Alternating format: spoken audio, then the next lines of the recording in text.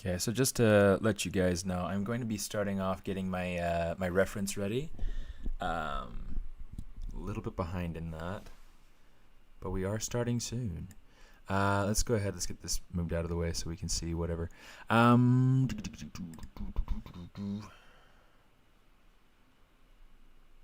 yeah, I'll have my voice on while I do this so that I can so I can get this going. Let's get in here. Sweet tooth. Okay, so I did a poll on my Instagram. Anybody who follows me there is able to vote on, or not vote on it, but to kind of give input or whatnot.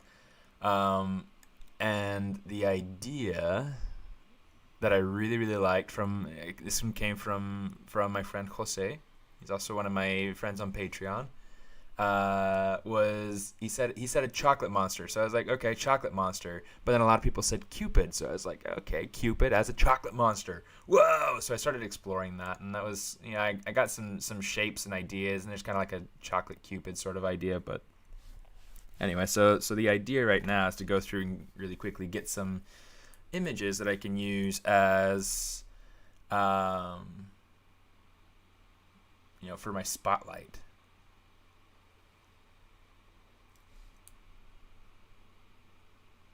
A little bit more out there than I wanted. I'm not too worried about, making it so that it's exact, but I do want to make sure that I'm getting it pretty close to the outline of the actual sketch. Hey, how you doing, Jenna? Good to see you.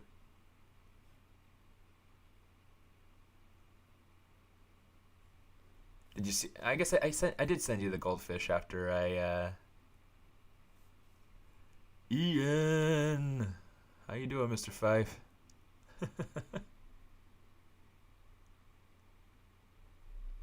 Yeah. So for those of you who were with us last time, I did this this goldfish sculpt with topology and everything. You can see it on my Instagram. There we go. I'm just going to go through and kind of rotate this just a little bit so that it feels more like he's standing on level ground. Okay. I'm going to call this Sweet Tooth. So the idea today is to make a chocolate monster. A chocolate monster Cupid. And I'm going to call him Sweet Tooth.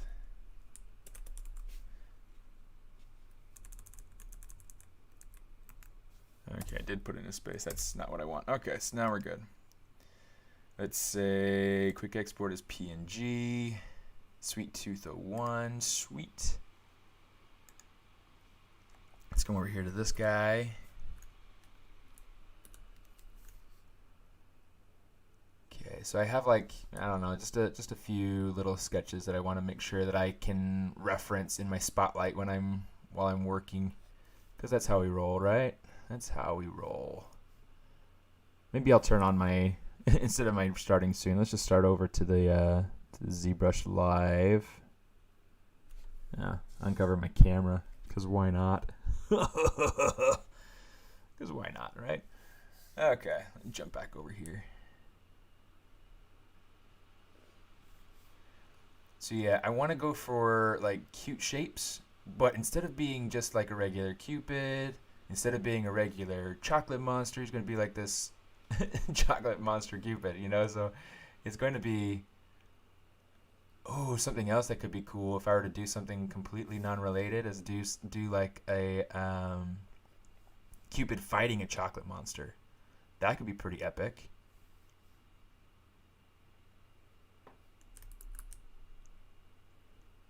But that's a little bit more involved than I want to do for this. Something like that. Let's get this hand.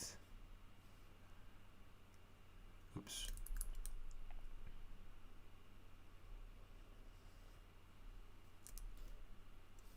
Let's make sure we're getting that full foot in there.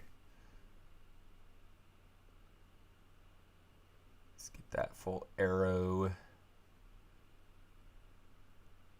Let's get the fletching from the arrow.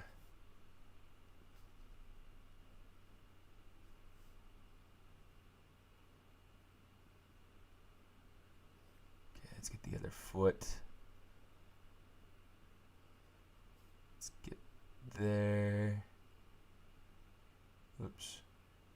Missed like half of the bow right there, and I got too much of the the background there, so it's like just got, anyway. Okay, Control J. Okay, Sweet Tooth 02. Quick export as PNG. Save. Okay, we got that one, we got that one. Okay, so we got this one and this one left to go. So let's go ahead and let's do this. It's like I'm still trying to figure out like personality things so far as, you know, like what I'd like to do for this guy. And this is, I don't know, they're all super rough sketches, but this one's a little bit less refined, less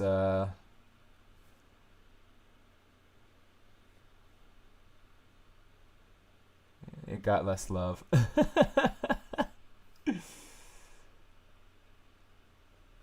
Okay, so this is kind of my process that I like to do to be able to prepare something for reference for ZBrush.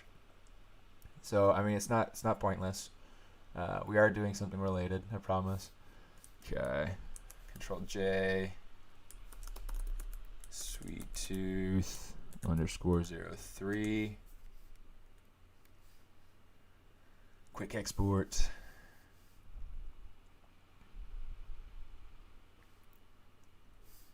Okay, save.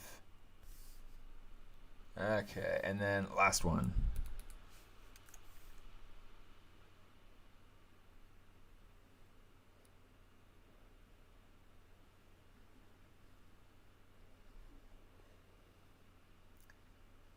Yeah, someday I'll get Procreate and have like better sketches. It's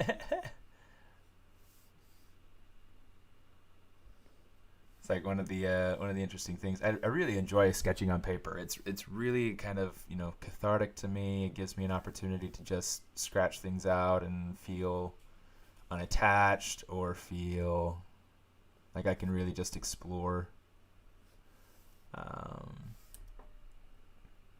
But then I feel like, you know, something like Procreate gives you more opportunities to be able to explore color and mood and all sorts of other things. To be able to do variants on the same shape, you know, different things like that. So we'll do that someday, and then we'll have better sketches to work from. Sweet Tooth 04. All right. Now we've got our reference done. Quick export. Okay. So now all that's done. I don't need to save any of that. Epic. Okay, so we got our images there, and that's what we need. So let's come up here to texture. Ampo. Let's go, non-ArtStation challenge, quick screen track for sharing. Let's go Sweet Tooth, shift click, get all of our pictures in here. We can only add them in like one at a time, but that's totally fine. Oh, grab this one, please. There we go. Okay, let's go ahead and uniform tile. And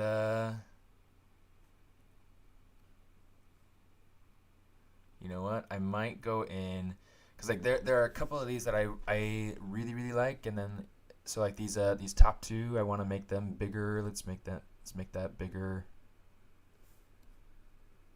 This one, let's put it over there for now.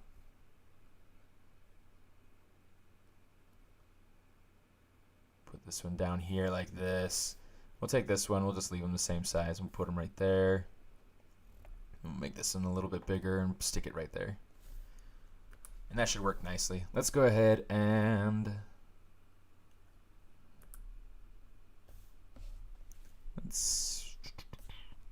Yeah, I guess we'll leave it. That'll be fine. Okay, we're gonna say texture, save spotlight. One of the things I want to figure out is like why I'm getting like a shadow over my other pieces. It might just be a need to go through and make it so that the background is black so that it just fades out entirely. Yeah,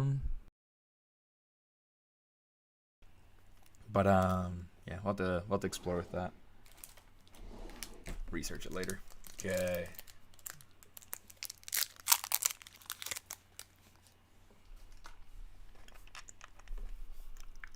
Get myself one of my ginger lozenges. Sweet tooth.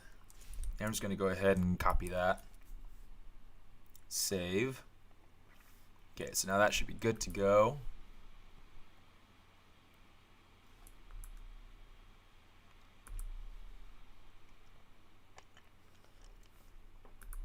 Let's turn up our opacity so we can see it.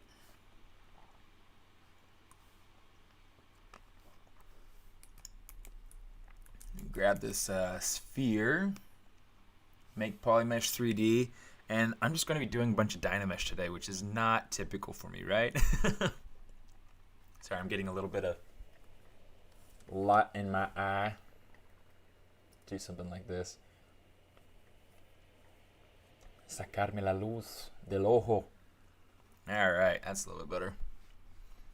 I have a blanket hanging over my over my blinds.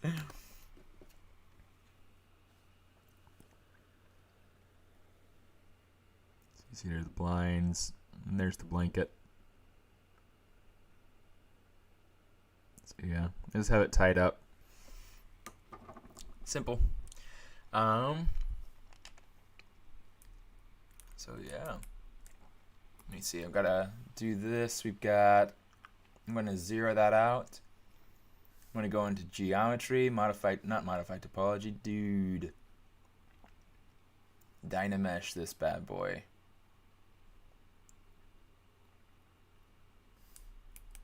That should be good, I think. Oh, let's turn off our samples spotlight projection so that the spotlight doesn't keep us from enjoying our mesh. And we are good and ready to begin. Let's go ahead and save it just so that we're good. And then Sweet Tooth 01. Okay. So the first thing I want to explore, I definitely want to get a head shape kind of like this guy's got, you know. So we are going to go, we're in the front view. Let's go over here. Let's make my brush size not dynamic. Let's get our move.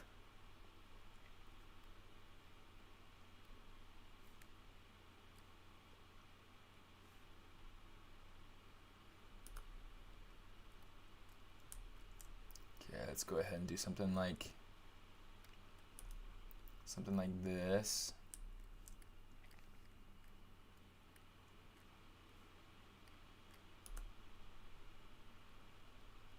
I want to get the sides of the head a little bit flatter. Then I want to give a little bit of like an indentation where the eyes are supposed to happen. And we'll get this to kind of go and kind of flow out. It's a little bit too small of a brush.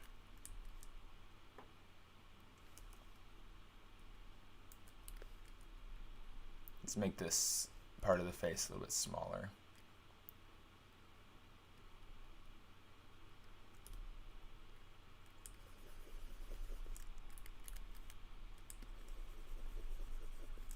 Okay, smooth it out some.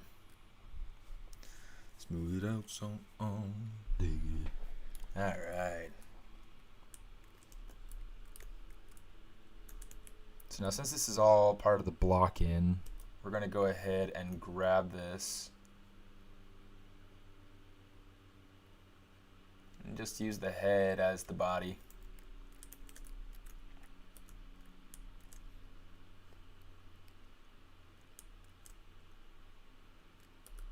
Keeping it nice and simple for now.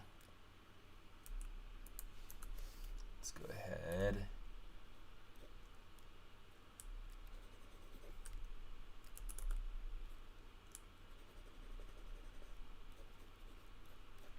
this is all going to be about exploration at the front.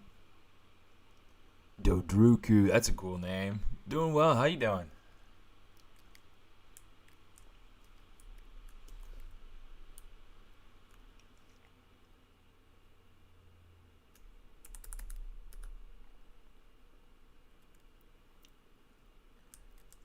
Just kind of working on playing with some shape ideas here. You know what? Let's kind of take this. We'll just kind of pull it out just a little bit to kind of emphasize the idea of shoulders back here. Now,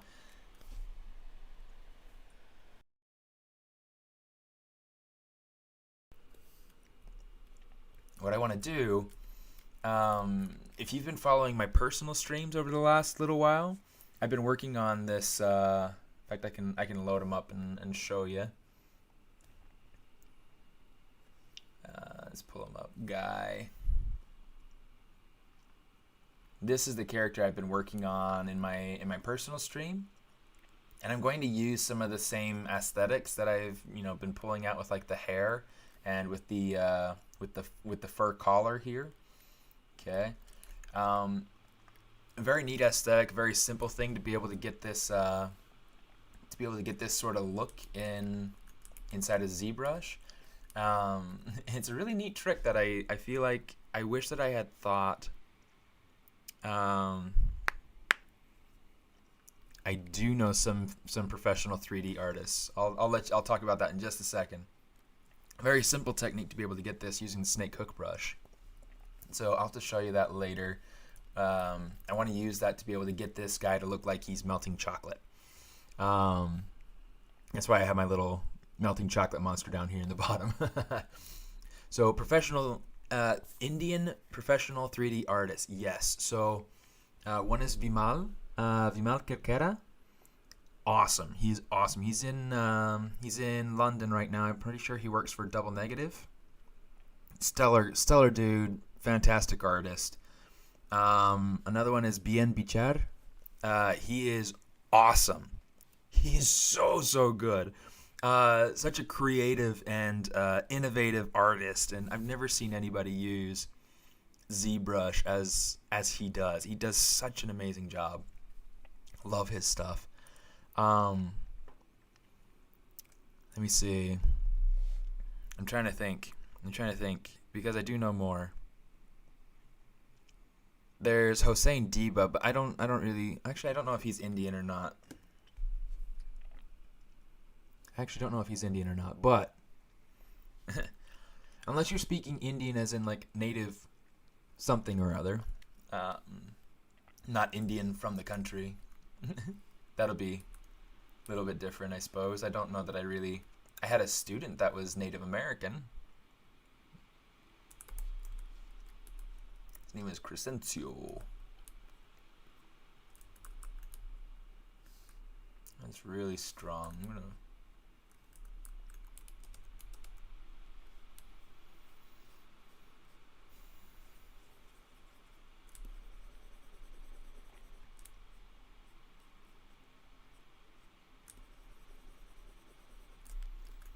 I've had Prince stuck in my head for the last few days. Raspberry Beret specifically. I'm not complaining. It's a good song. It's just kind of funny. Because usually it's like, I don't know. I get so many like different songs stuck in my head.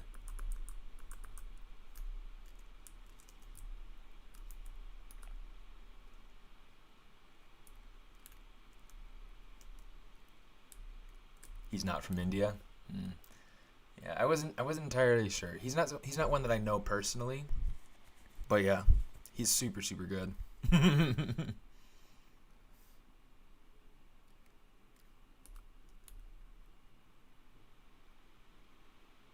Okay, I'm gonna work on kind of like the form of the back of the head there. Let's add in something to make like the form of the neck.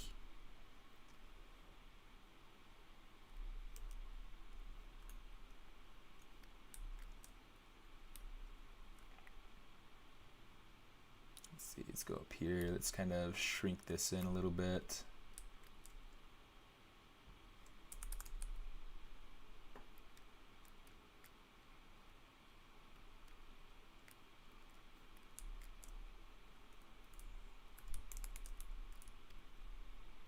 Make sure that that's a different poly group.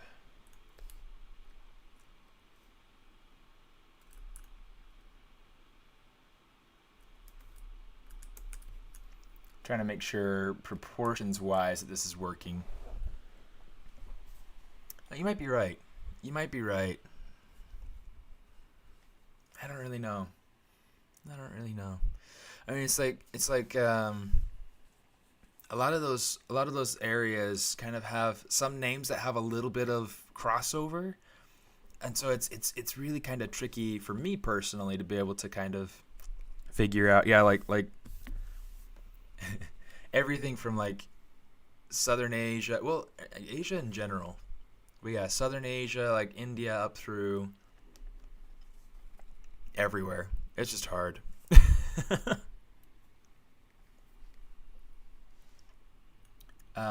Best software for painting and texturing. I don't know that I could say a best. The one that I like to use is Substance Painter or in Photoshop. I know that those are kind of the more, like the most commonly used. Oops. Losing the orientation of my screen here. But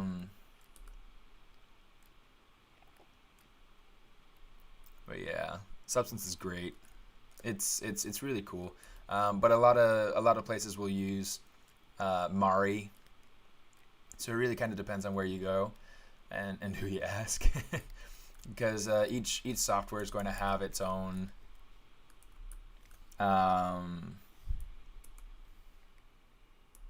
whatchamadiggits.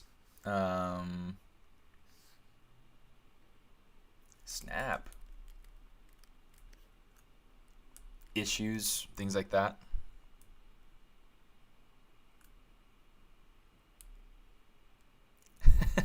Jose, welcome, dude. Let's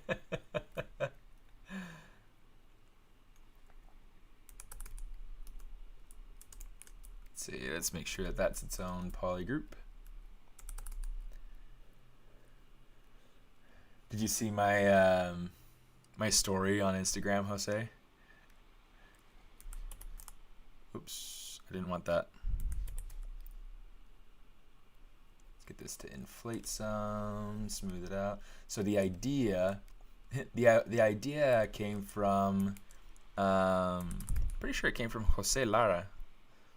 I'm super excited about this, by the way. This is a super fun idea. And this needs to be diminished. Let's kind of make it so that it's not as strong, not as puffy.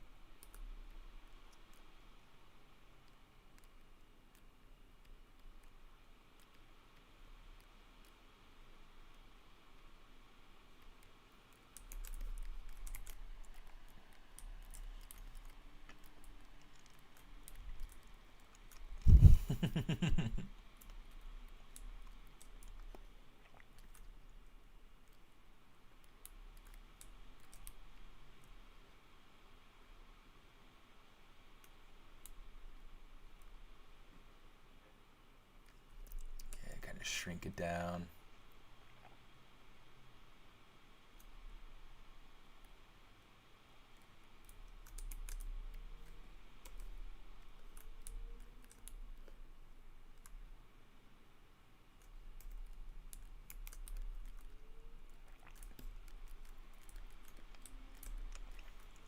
Now I'm trying to decide, based on some proportions from my sketches here, these feel a bit too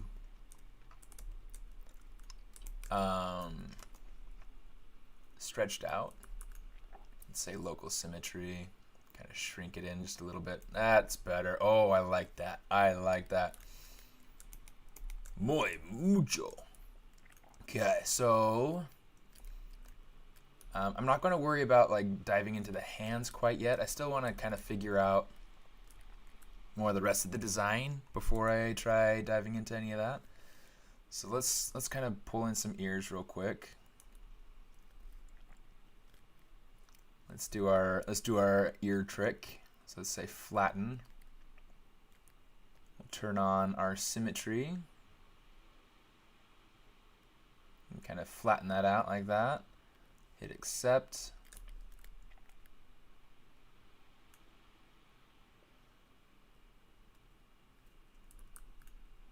Local symmetry.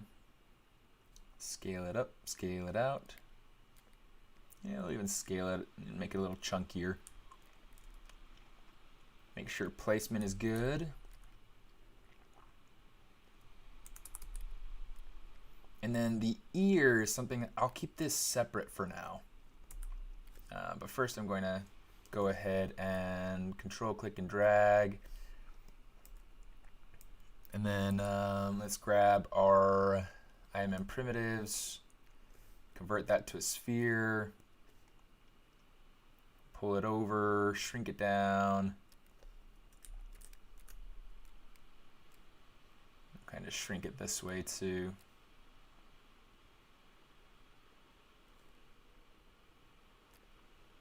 And this gets us a little bit more of like an ear sort of shape. All right. Oops.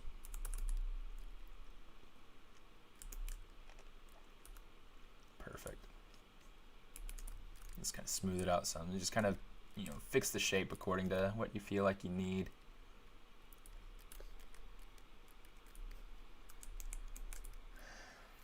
Okay. So I want these ears to stay separate for now because I want them to kind of keep their shape a little bit better. Yeah, so what we're gonna do, let's go ahead, subtool, split hidden. I want to actually duplicate this off, call this body.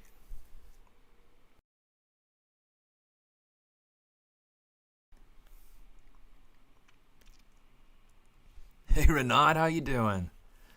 It's good to see you.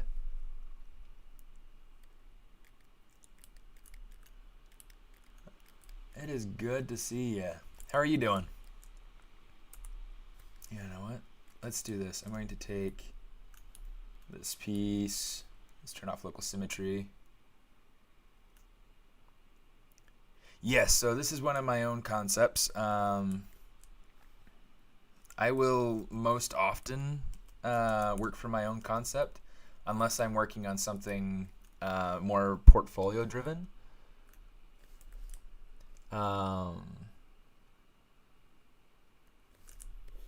Like one of my main projects right now is the what's it called? The ArtStation challenge. And I've been working on this guy, and this is based on my own concept. I wanted to go for something that was dramatically different from everything that I typically do. So I did like very different eyes, very different planar changes and shapes in the nose and the face, different style of hair, and just everything just super different. Proportions being like super different from what I usually do. Squash torso, elongated legs, elongated limbs. I might even make these a little bit chunkier, like chunkier wrists, so that it feels like a little bit broader or whatnot. Very simplified feet shape, okay, and smaller feet too, proportionately to the body. So yeah, this is a character that I've been working on my personal streams for the last week. He's got a vehicle too that I started. I guess technically it's been like a week and a half, but I started at the beginning of last week. But it's been a fun one to go through and play with and explore. Oh shoot. Hate when I do that. Accidentally screw up the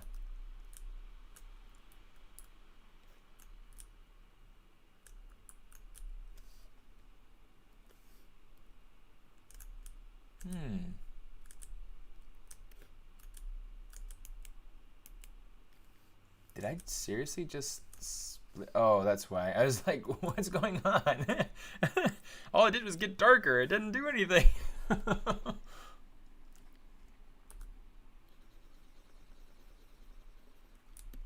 like block in where the legs are going to go. That doesn't work for me. That's a little bit too far forward. And not chunky enough. Let's kind of make sure that it's got a good chunky base, and I think that'll work nicely. Okay, so what I'm going to do is I'm going to reuse the arms. Let's see, Control A, Control Shift Tab, Control Tab. There we go. Okay.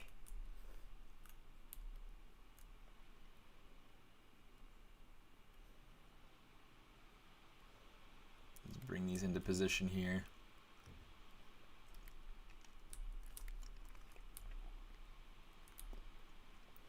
So here's what I'm going to do. Oh, let's turn on local symmetry so we can get some good chunk to these legs. Just kind of puff them out just a little bit. Let me see. Hey, Alex. Substance is getting complicated day by day as new updates are coming.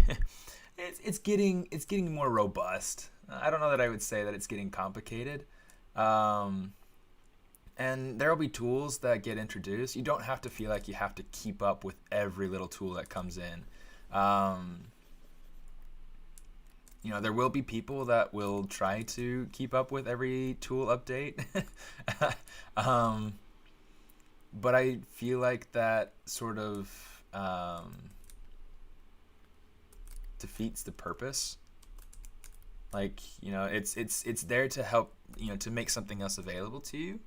Not necessarily to, you know, force everyone into a specific workflow. It's the same thing with ZBrush. Like there are a ton of new tools and things available inside of ZBrush, and really it's just making things available to you. It's not necessarily saying you have to work this way now. Because see, some of the things that I really love about Substance Painter now is that ability to work with UDIMs, and even inside of ZBrush being able to work with UDIMs. You know, having the UDIMs feature going across platforms is so helpful, because then I can have, you know, lots of different UV squares for a character, and then export all my textures and have my texture sets ready to go.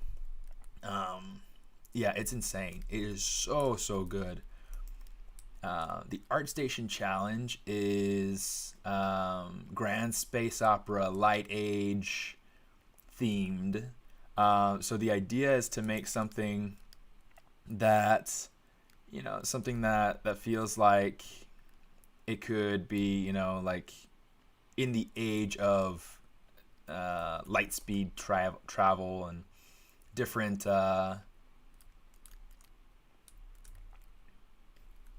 different civilizations from different worlds or what have you, and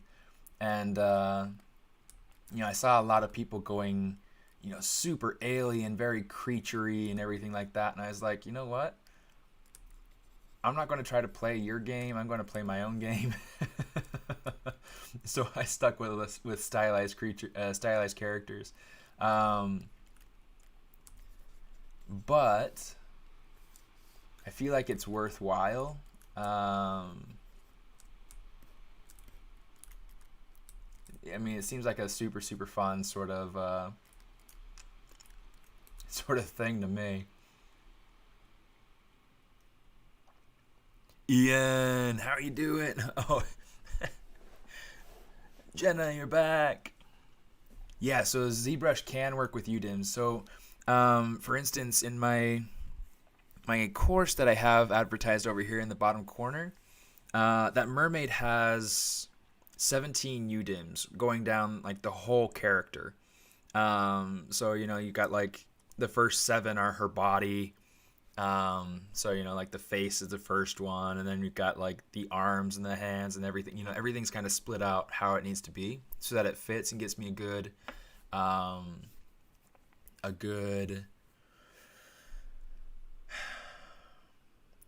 am I trying to say? A good dominion over the texture space. You know, however I want it to be able to do that. And then yeah, so different assets like her shell bra or her little shell that she's holding, or her hair, her crown, different things, the pearls, everything is all split into different UDIM sets, and going through and using the Z plugin, the where is it at? Multi-map exporter right there. Okay, so this has your UDIM sets. It takes it into account. So you have your export options. You have your flip vertical because ZBrush goes through and flips everything around for some reason. Merge maps, and then subtools. So for all visible subtools, and then merge maps. So anything that's sharing a UDIM space, UDIM square, it's going to merge those maps together. So amazing. I love that. I love this plugin, and it comes native to ZBrush, so it's super great. I recommend playing with it. I go more into depth on this in my series, and there are some other videos online if you're interested. But yeah, so good.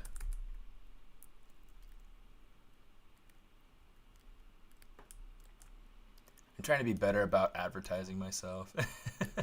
I don't advertise myself very well.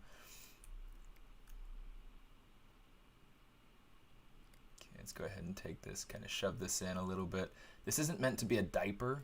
It's just meant to be kind of like the lower pelvic region of the character. In fact,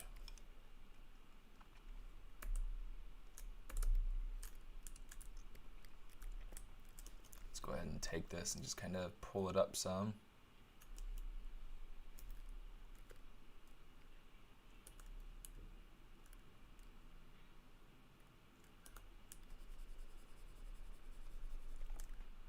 Smooth it out a bit.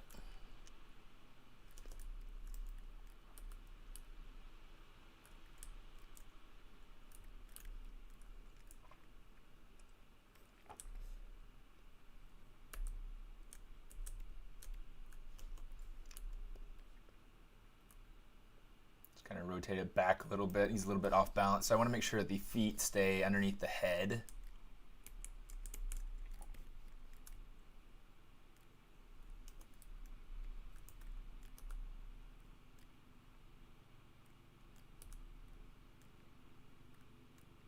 Let's kind of give it a little bit more girth down here, I think. Okay. So that's looking good. I'm liking these shapes. Okay, so now the idea, or at least the proportions and the shapes, they're kind of working together. Okay, so now the idea is to make him kind of like this melty sort of chocolatey zombie sort of thing, Let's go ahead. I'm gonna block in these eyes. I want big eyes. That might be too high, actually.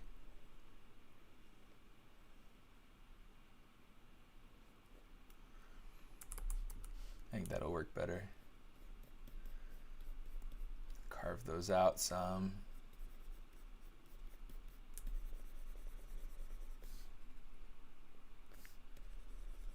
Let's go ahead and smooth that. Oh.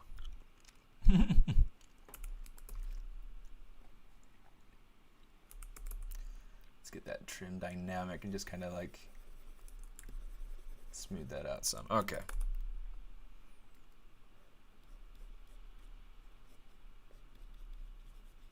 Let's see if we can get this to a satisfactory level in a short period of time. Okay, let's go ahead and we'll say append sphere 3D. Turn off local symmetry. Rotate it forward, shrink it down.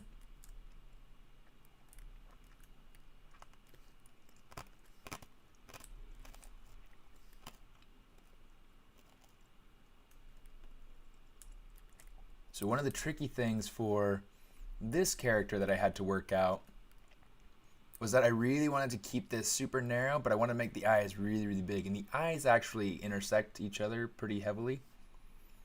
in the middle, purely because of how large they are. So we're going to have that quite a bit here with this character as well. And in fact, the eyes may end up not being perfect squares, perfect spheres. Different S word. So what I'm going to do, I'm going to try to keep them spheres though, because I find that to be helpful when I'm posing, when I'm, doing whatever. You know what?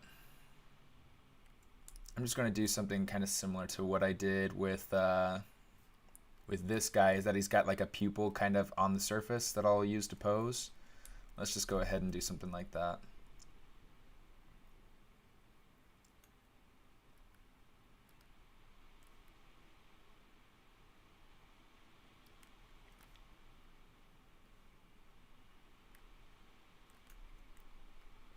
Okay, so since we have people from all over the world here right now,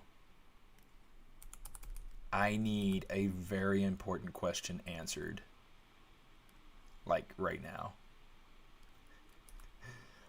What is the most important food? What is like the most undervalued, wonderful food?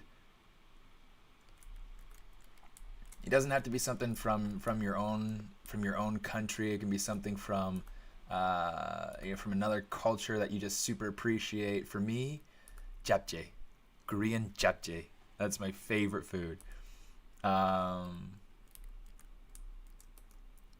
love it. My wife and I make it a lot.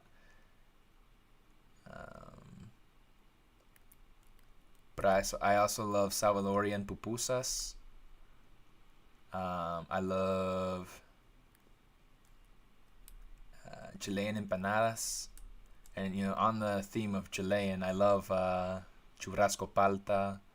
I love mote con huesillo, completos. Yeah, I'm very Chilean.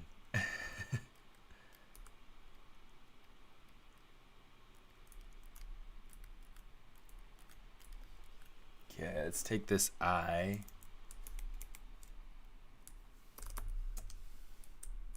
Control Shift D, let's mirror it. I'm not going to do mirror and weld because I don't want to like weld the two eyes together. Chicken tikka masala. Where does that come from?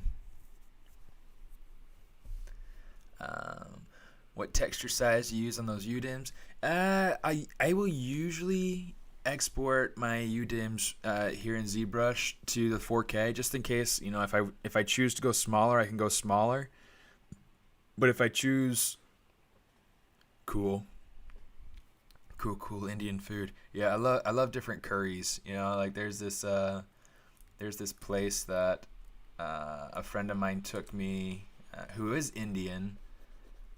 He was part of the architecture group at Disney when I was working there. But he finished his part of the project and went on to different jobs.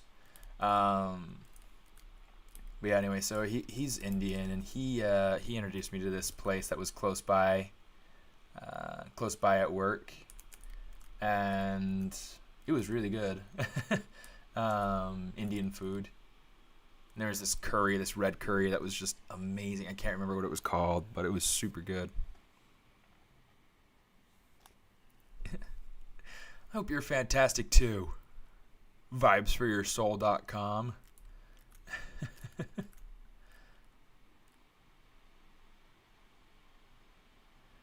There's a video that I saw the other day where somebody was just going through, driving through town, wherever they were, and they were just shouting compliments at people. It's like, "You're amazing! I love your hair!" Just like all these things, and everybody, it was contagious. Everybody would start shouting back like, "You're amazing!" Like, "Oh, you're so sweet."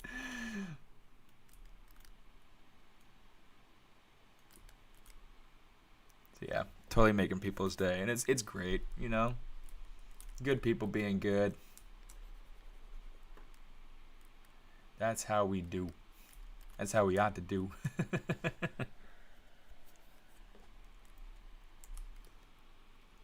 Okay, I'm gonna add in this. Just gonna kind of grow it out, pull it up here like this.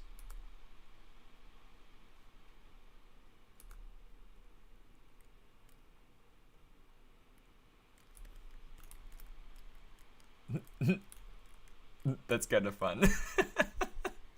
Do you find the new cloth tools as useful for stylized?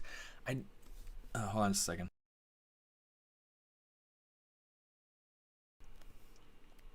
I honestly use the cloth tools very, very little. I do find them useful, but it's not something that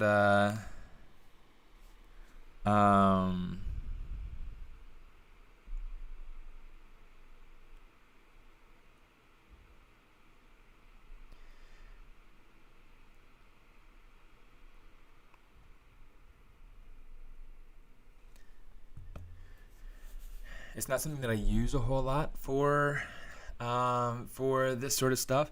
So, like for instance, if I wanted to, I could use something like thick skin to be able to get the idea of this the sagginess in the skin, or the sagginess in the chocolate, the meltiness in the chocolate sort of idea. But I don't know that I really want to go that sort of route of like using cloth or things like that. Yeah, this isn't really much of a blender forum. ABC, ABC, ABC. Thanks, darling.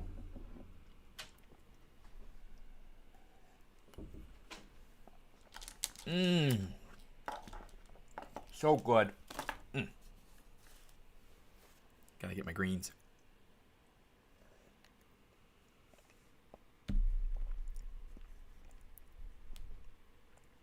Yeah, it's one of those things where like when the new tools come out, they yeah, they're there for you to use, but it's like it's not something that they expect everyone to totally dive into it head on, A lot of times, like if somebody comes out with something that's really innovative, it has two effects. For instance, when Bichar goes through and does like his amazing sculpts and shows his amazing little things that he does using the new tools, or when Mike Pavlovich does amazing things with the tools and just demonstrates just very, very quick and easy and shows how to do it. It has two effects: it either inspires and everybody goes through, or and that person goes through and tries it, or it just like dumbstrucks you, like oh my goodness, that is so amazing, and then you never use it because you're just like, well, they did it better, or that sort of thing. So it's really kind of interesting.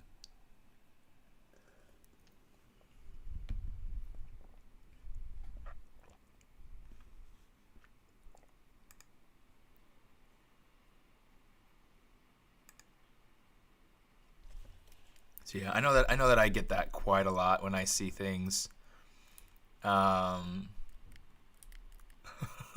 See things that are just like amazing. Okay, let me see.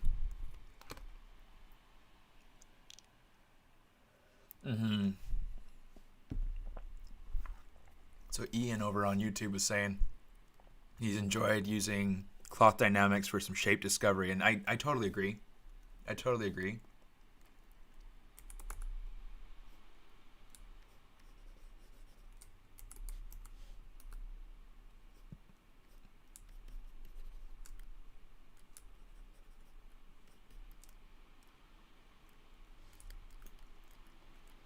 Okay, let me see. Geometry. Dynamesh is off. Let's turn it on. It should be good. So let's go ahead and hit Dynamesh.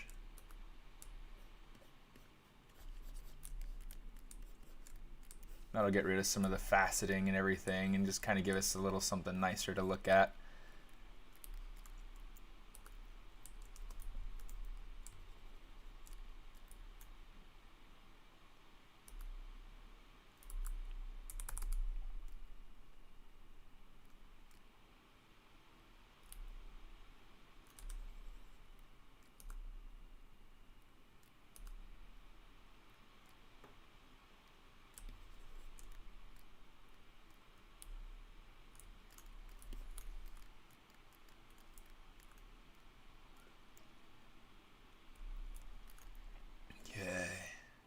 think so far, I think we're good on the shape. Let's go ahead and let's save this. Let's go to the right folder though. I'll go ahead and pin this so that it's just there. Save that, replace it. Yeah.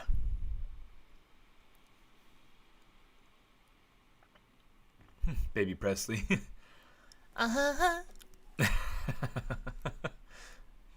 How can you remove quad? You might have to explain your question a little bit better.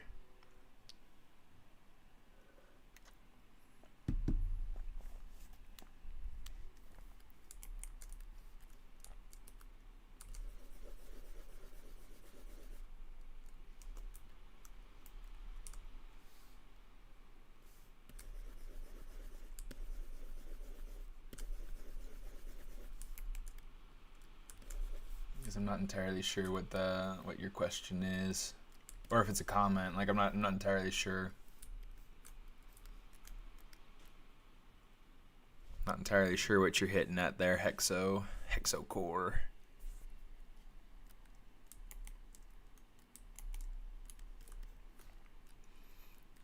Yeah, I'm a huge advocate for all quads.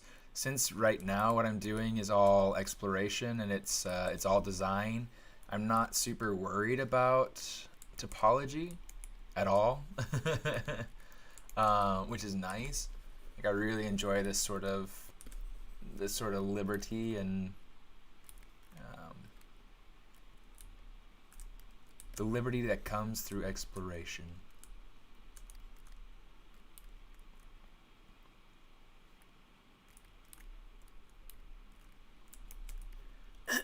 Well, I don't find quads to be restricting, because well, like regardless of, yeah, for instance with my other character here, everything is pure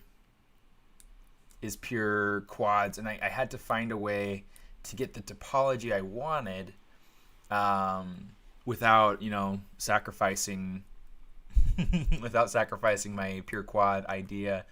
It was interesting trying to get this this triangle shaped nose and get kind of an idea of like a nostril if I wanted to, like be able to get expressions, to get like different wrinkles in the face.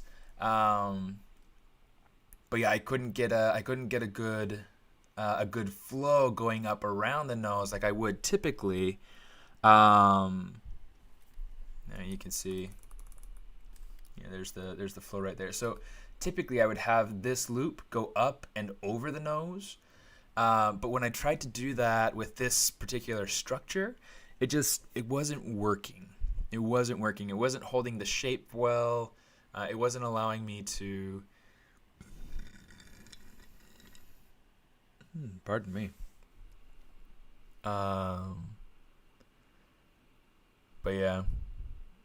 I mean, it's just kind of a hard structure to deal with, and so I ended up having to just do something like this, where I could still go through and get like a little bit of like a laugh fold, like this nasal labial fold here, but instead of going like up over the nose like I would typically, it's just going to kind of go up to the side of the nostrils.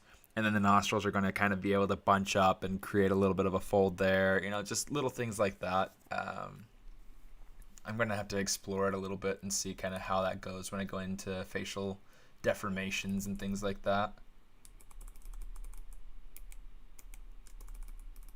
There, go ahead and do it like that so that way we can see the low poly. Low on the high. Okay. So yeah, I mean that was fun. Is really good exploration. Okay, something like that. All right, let's get into this guy.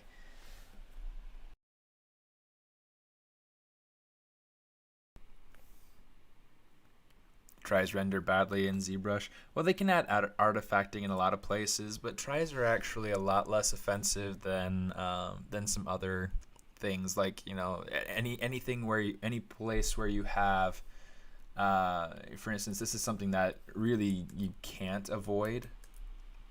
is this 6-pointed star. You see this area right here? You have 1 coming into here, 2, 3, and then you have 1, 2, 3. So you have 6 points going into that single point right there. And so, you know, when you smooth that out, you can see that the polygons get a little bit stretched in there. It's not so great. So I try to avoid that anywhere I can. This is like the only spot where I absolutely have to do something like that. And it's well, and then usually I'll get one there. I'll get one back here on the back. Or actually, no, that one's just a 5-point. So let me see what's. Oh, it's because I don't have the. Because I don't have a loop going down here and everything. So that's why it's got the 6-point on the front. So 6-point on the front. Down here, it looks like we have one as well. But yeah, it's all just a matter of kind of controlling your flow and making sure that you have what you need. So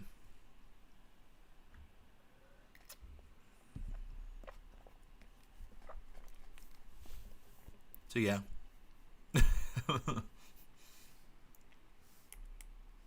For this guy. Okay. Enough talk. Let's fight. Could you bow? However it goes. Let's do something like that.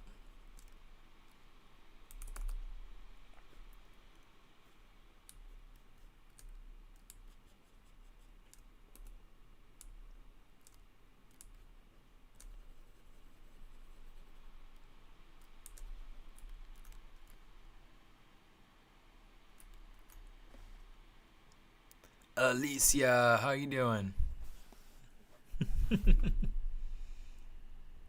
Okay, let me see. We are an hour into this.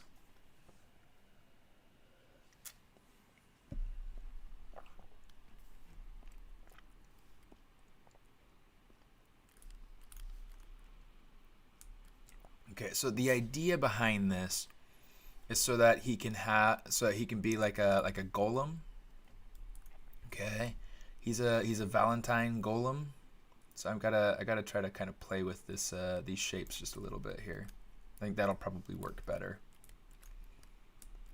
In order for him to be a golem and for him to read nicely, I'm going to go ahead. Let's add paint, and I'm just going to kind of block in. Oh, let's get a more different color. Just kind of block in. Little heart symbol here.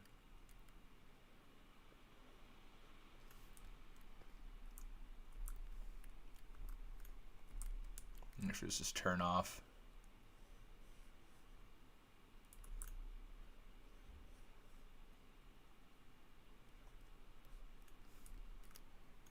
So yeah, we're just gonna kind of like block in this sort of like, because golems always have like, since they're made out of clay, this one's going to be made out of chocolate. But then the idea is for, you know, you have to kind of like etch in the forehead, whatever magic spell to be able to make it come alive and be your servant or whatever. And so the idea is for this to have like a little something kind of etched into its forehead. Okay, let's see.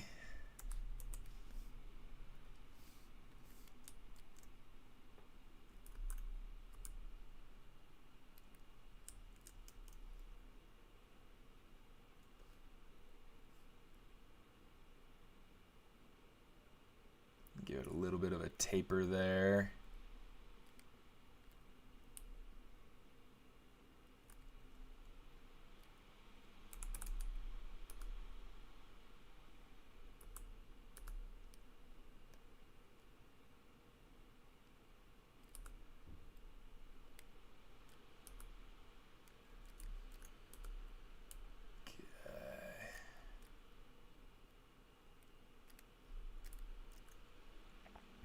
Let me see what we can get here. I may or may not actually keep this nose. I think that the nose is kind of an interesting idea, but I think that it's almost kind of distracting more than anything. I think it's just breaking that form a bit too much. Yeah, I think here's what we're going to do. We're just going to get rid of it. And I think it takes away from that golem effect. So here's what I'm going to do. Got into a fight with Maya. Some people say that retopology is easier in ZBrush. What do you think? I do both. It kind of depends on what it is that I'm doing, because like some of the each program's going to have its ups and downs. But for me,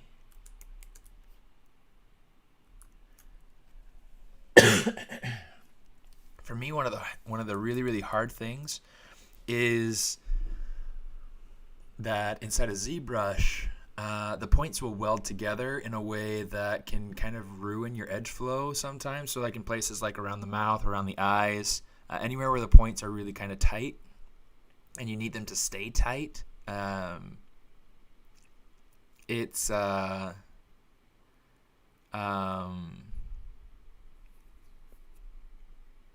yeah, sometimes in ZBrush it'll go through and it'll weld it all together. It depends on the scale of your object in the scene. So, you know, if I get to a point like that, I mean, a couple of weeks ago I was working on, let me show you this.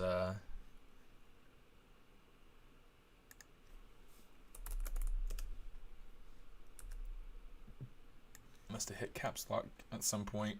Okay. So, a couple weeks ago, I was working on this lovely lady. And there are a lot of like tight topology points in there. I was working on this on my personal stream, so if you want to see it, you can see it at youtube.com/smartist. Spanish. Ya todos hablamos español aquí. So yeah, in order to get some of these tight polygon flows on these antlers, I had to take it over into Maya to be able to get that to work. Otherwise, I had welding constantly. The lips down here got welding constantly. So that's one of those things where I like to go through and work in the two programs in tandem. I was able to use the topology to be able to create like the bases of the head, the shoulders, the neck, things like that. But yeah, and then being able to use ZBrush for all the sculpting and things like that. It's awesome. It's awesome.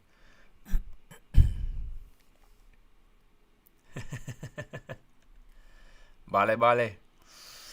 Ya lo que quieres decir en español, dígalo nomás.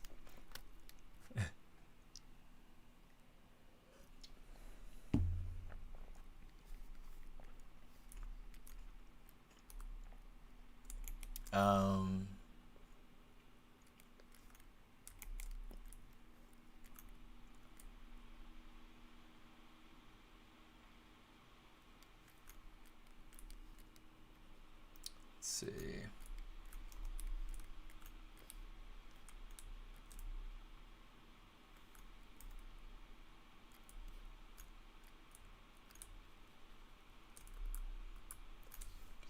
Let's actually turn on Sculptors Pro mode.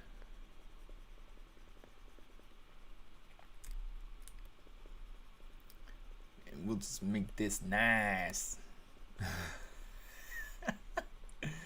Localize some higher topology.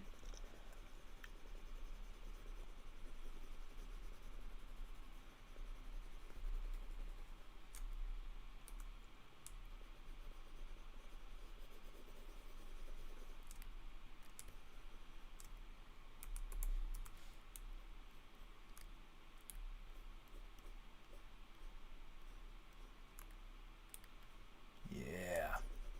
Okay. Got some stuff going in there.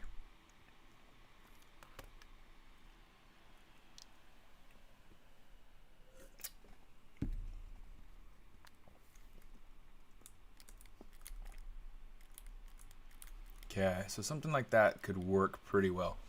I'm actually quite liking that. All right. Let's get some wings kind of built in here. I'm gonna go to the ears. And yeah, why not? Let's just go ahead and we'll just duplicate the ears off. Oh, Control-Shift-D. Duplicate the ears off. Okay. Now for the ears, I don't need, or you know, for the wings, I guess, we'll just start off with this piece. Say delete hidden.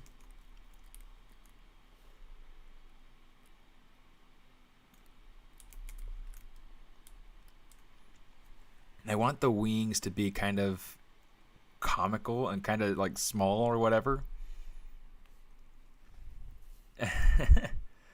Gracias, Alex. Comics legend. Is perfect topology important if it will never be animated? Thanks for drawing attention to that, Thom. I did notice it. I just forgot to acknowledge it. So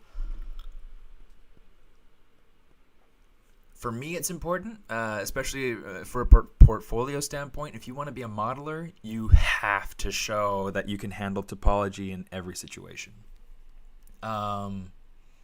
Since this is something that's not necessarily a portfolio piece per se, except for the standpoint of wanting to make sure that, oh, I don't want snake hook. Doggone it, what's that thing called?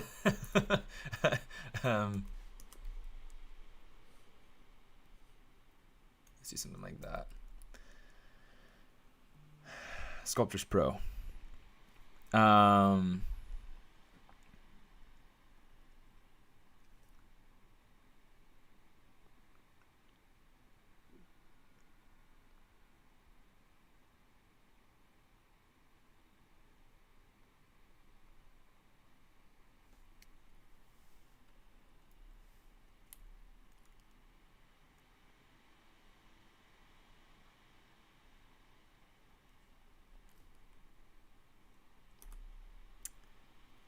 Sorry, I'm giving a presentation for a school in Norway in a couple of weeks, and so it's been kind of interesting going through and coordinating, but it's exciting. It's exciting, and yeah, so I'm trying to kind of keep track of what's going on with that.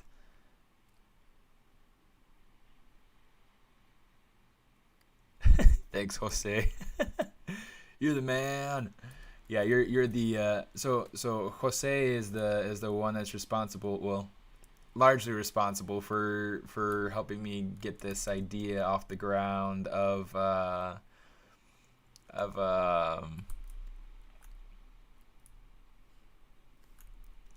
he said Chocolate Monster, and a lot of other people said Cupid, and I was like, you know what?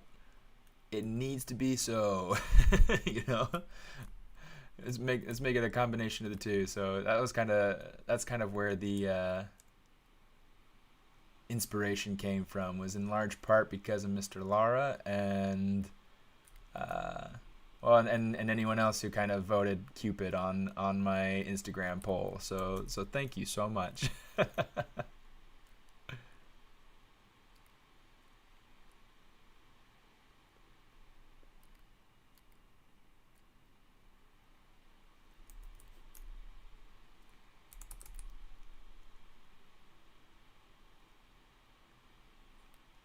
Yeah, I love doing preliminary sketches. It's something that's super helpful to me.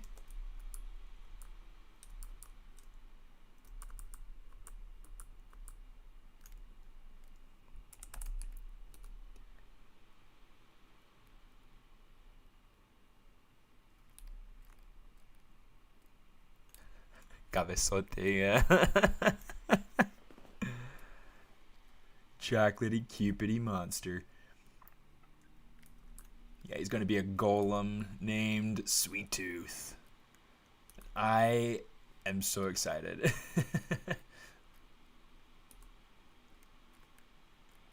Now it's kind of interesting, and if you watch a lot of the streams here on the Pixologic channel, you'll notice that a lot of us do some very similar sort of techniques for blocking in characters.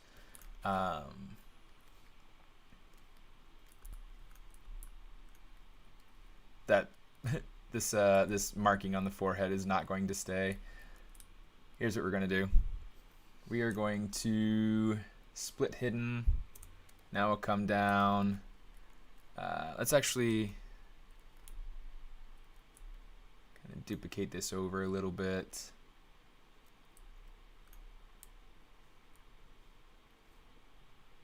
Maybe we'll shrink this one down a little so that we get some size variation.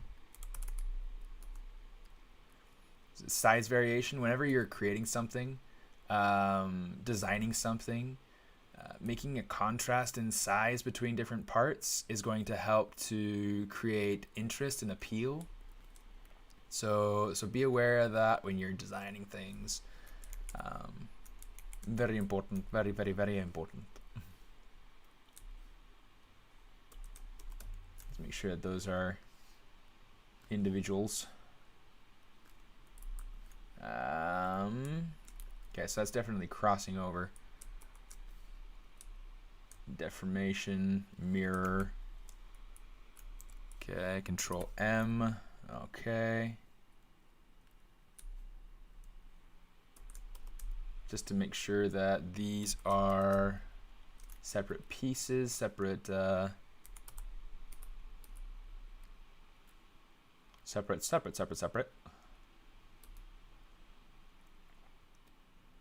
Okay, I'm going to do something like this and take this piece and kind of make it something like that. Yeah, just kind of varying it up a little bit.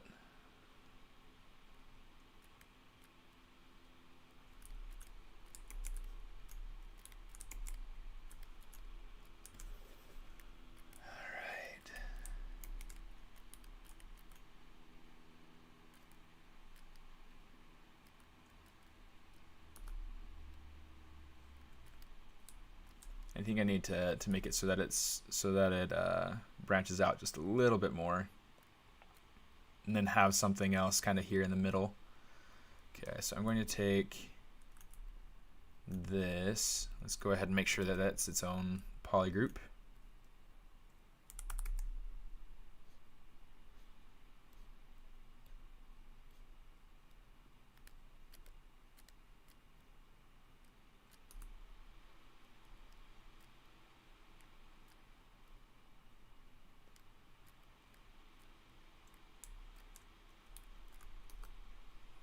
This might actually be like a little bit too odd. I'm now that I'm working this out in 3D, I feel like it's coming out too high, like it's too big. It's creating too much of a weird shape. So what I'm going to do, you know, it kind of works here in the sketch, but then it's just kind of odd. So and I think it's competing too much with some other shapes. So what I'm going to do, I want to bring this down. Let's play with this. Let's check the comments here in just a minute. I promise I'm not ignoring you. I get into a trance sometimes, and it's cool. Let me see.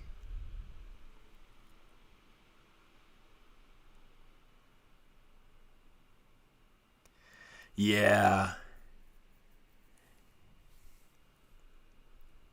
Saludos de un español desde social.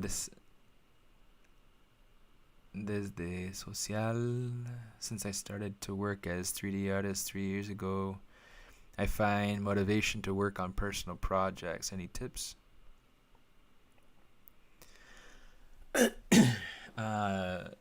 Tips in finding motivation, or tips in working on personal projects? I find streaming to be really kind of fun and cathartic, which I infected you with the Raspberry Beret virus. Yup. Hey, Mike.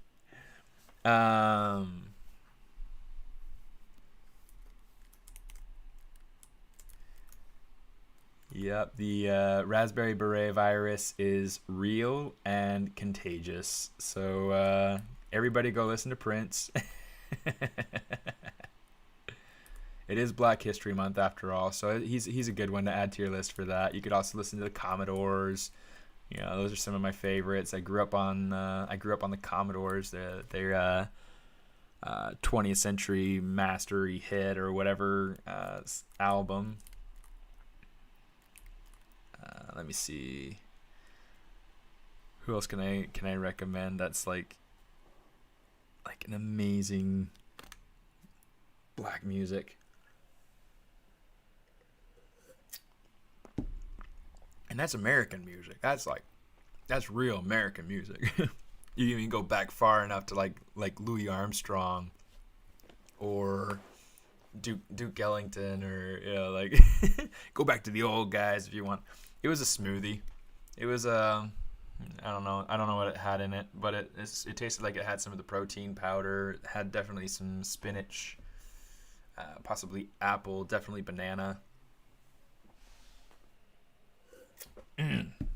Delicious. Super good.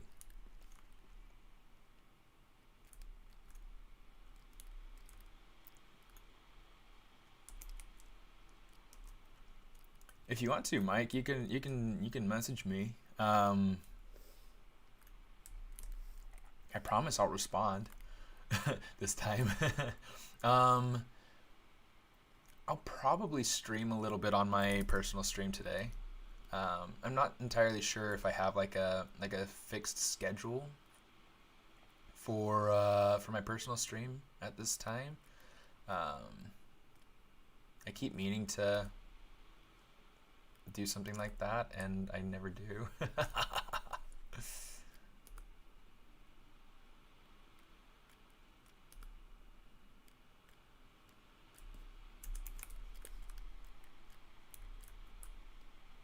Let's go ahead and make that its own poly group.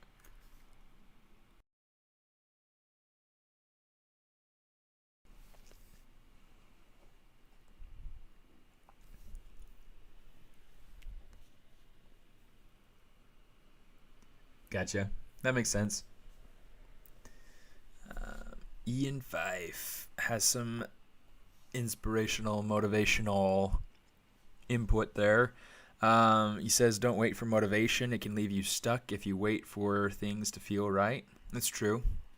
There's a lot to be said for what's the word? There's a lot to be said for grit and discipline. You know, just working through it rather than waiting for it. Play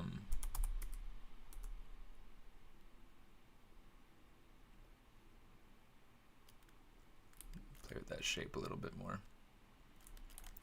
But yeah, so yeah, motivation. That's I think probably the biggest thing is like work for it. Because I mean, it can be tricky.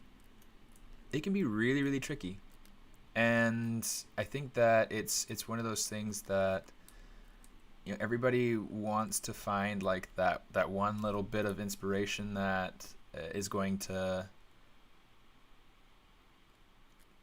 you know, kind of set them up for a little while. You know, make it so that they have, you know, so that they get the job, so that they get the, you know, the portfolio piece, the, you know, whatever it is. And I totally get that. I totally get that.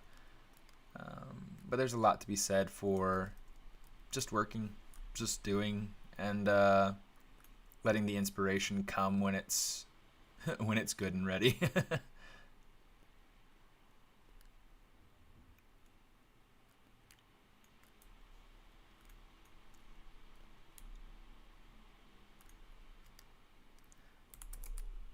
I think a lot of times it's just a matter of like, if you don't have inspiration, if you don't have motivation, you could try just studying, just doing studies, and I think that'll get you a lot further than just waiting. You know, go through Pinterest, go through things that inspire you, surf Instagram, learn something new You know, and I think that in learning something new, sometimes just watching tutorials, you get ideas about different projects you can try, and you get different concepts in your head. But yeah.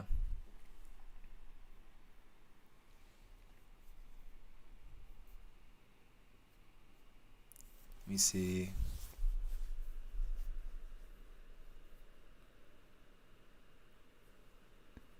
Oh, yeah. Okay, so I've looked for your private account, but I have not found it by name. YouTube.com. Is that it? Is that it, Alex? Yeah, that's it. So yeah, you could look at it, youtube.com/smartist, and that should work. Yep, takes you to the same place. Really, like anywhere you go, I'm the smartest. It's really kind of a, in Chile we say cacheton. It's like a really cacheton sort of thing to say, where like you got the, but it's funny, you know. It's really serendipitous, but it's fun. I really enjoy my username. I put a lot of mileage into that thing.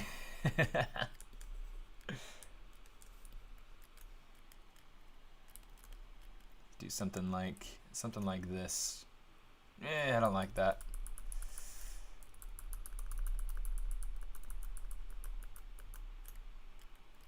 We'll do something like this for now, and then we'll get rid of pieces later if we need to.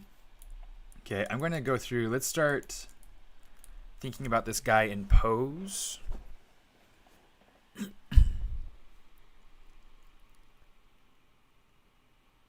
me see. I think doing a small digestible project so you can finish with a deadline helps.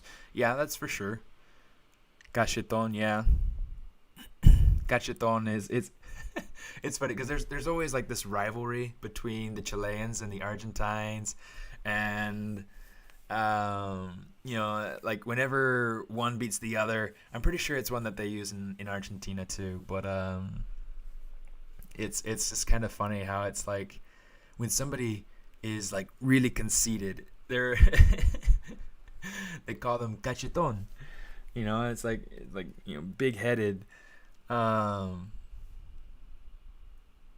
Still need to learn the UI. Yeah, learning the UI is a big deal. It's really good to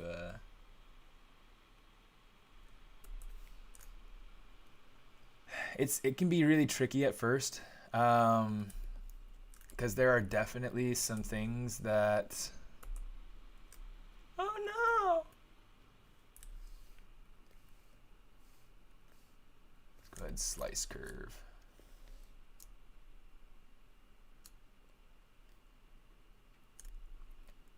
Okay, something like that. I'm going to up my polygon count. Let's go to 256. Numlock.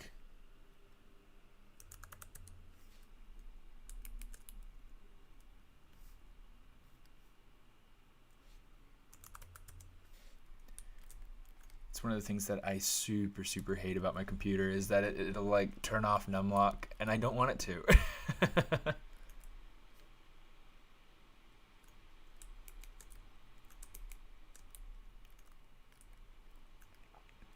Okay, that'll be enough for now, I think. Okay, so since we have, okay, so cheese.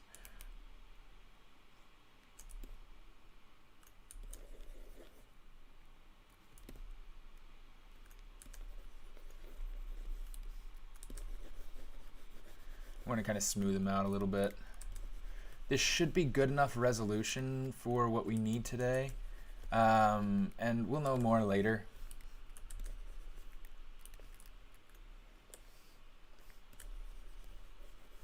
But yeah, for right now, This should be a good enough resolution, I think. Okay, so right now we're just breaking symmetry, and we're about to go ahead and take him and pose him. Yeah, so the name for this Cupid is Sweet Tooth, and since he's a chocolate golem, he's going to be kind of interesting. So let's go ahead and I want to get him a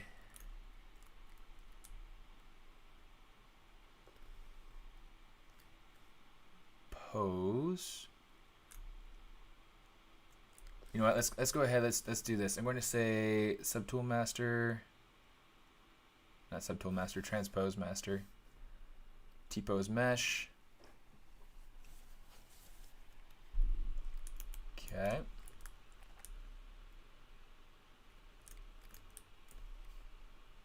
Oh, that's not what I want. Let's get select lasso. Control Shift A. Let's get the ears. Let's get the eyes. Let's get. Come on.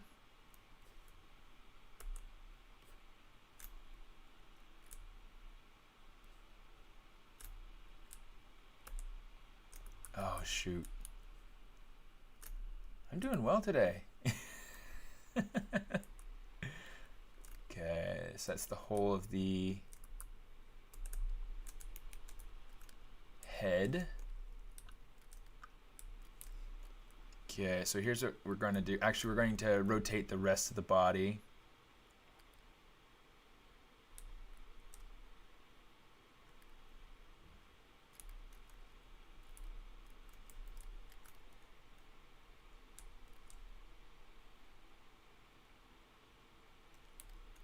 Let's grab these two pieces right here. Oh, let's go ahead and mask this out.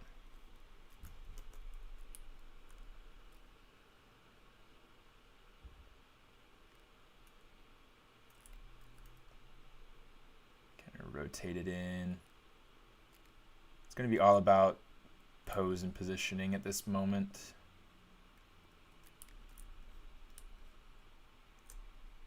Control Shift A.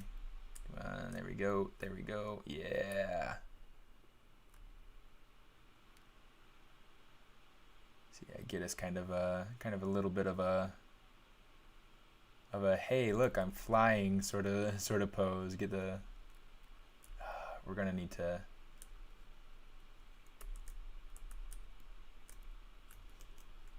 I need to definitely push this more.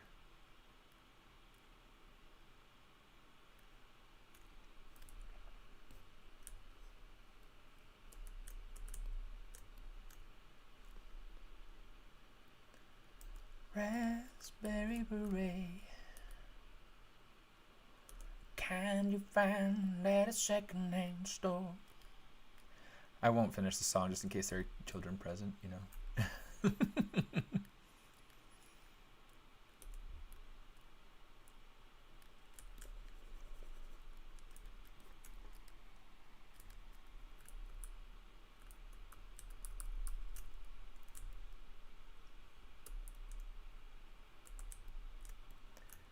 I think I love her.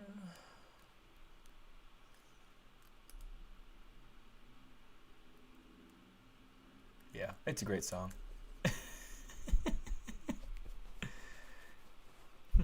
It's a bird, it's a plane, it's Sweet Tooth. Okay, now for this other leg, let's get this into more of a position. I don't know if anybody else remembers the PlayStation game Twisted Metal. But when I was a kid, there was this.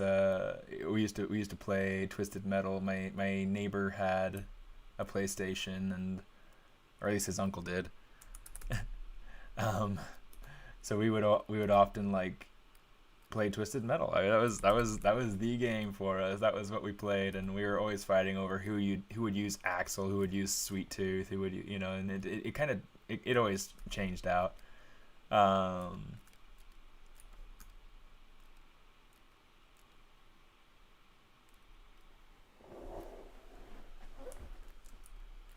Let's see. Let's grab Control Shift A. Let's grab those. Control Shift A. And actually, I'm just gonna hide that neck. Control A. What I want is to just take the head and just kind of angle it down some. Make the pose feel a little bit more dynamic. We'll give it more tilt later, but would you improv a Spanish version?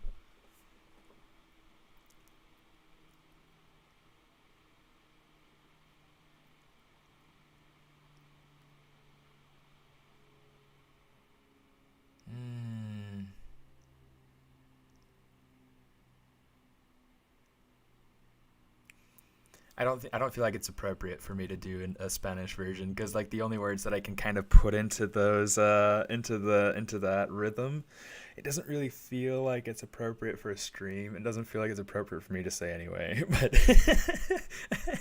so I don't feel like it works.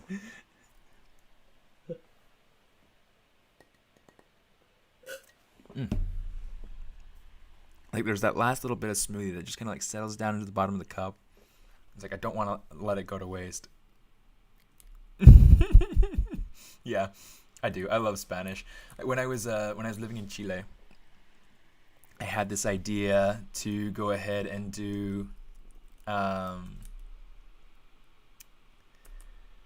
the what's that song from Aerosmith? The I lie awake just to hear you breathing.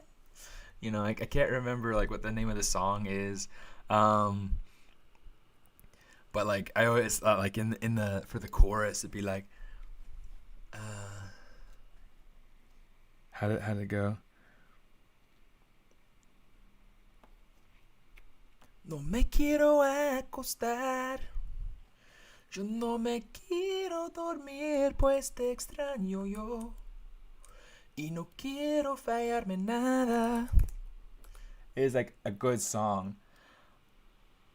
You know? So like going somebody was like cuz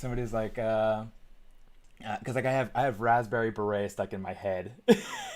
And somebody's like how would you translate that into Spanish? I was like going through and thinking about it for a second. I was like, I don't have anything for that, and I don't think I could think of anything appropriate to say on stream to fit that. And then there's like, and then that brought up the story of like Aerosmith and Spanish, and then, anyway, it was funny. My wife just checked in. I think she liked the song.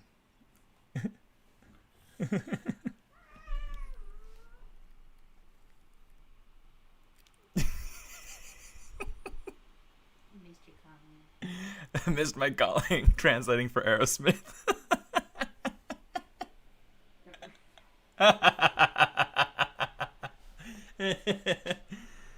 Yeah, be glad, be grateful that I didn't find my calling.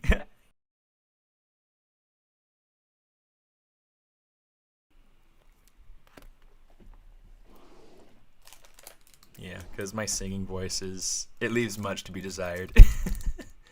Geographic and history. Hello.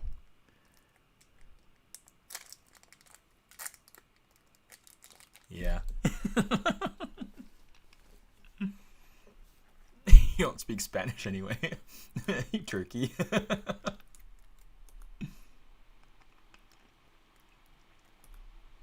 You're like, here, say something in Spanish.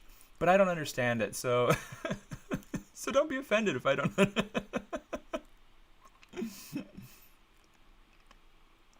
Okay, I'm gonna work on kind of shaping this booty.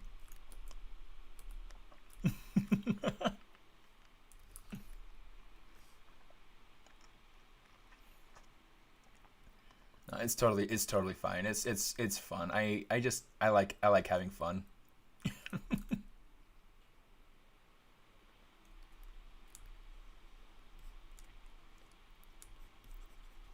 I am the next American Idol.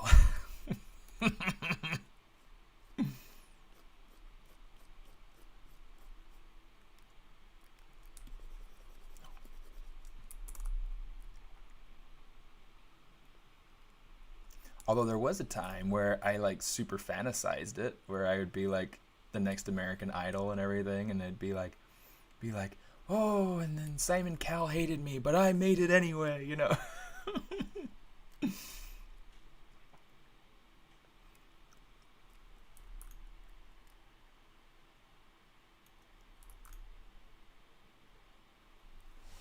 That's something I gotta tell my wife about.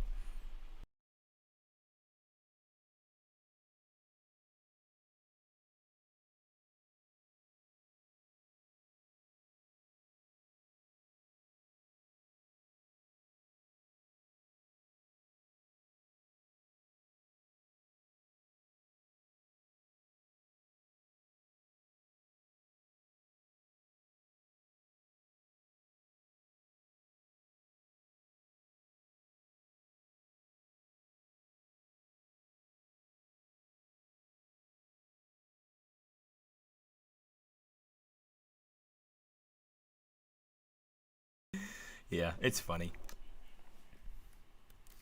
Reported for having fun on Twitch.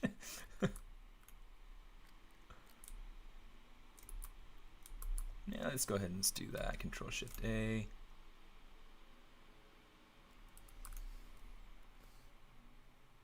Let's boost this laziness up quite a bit.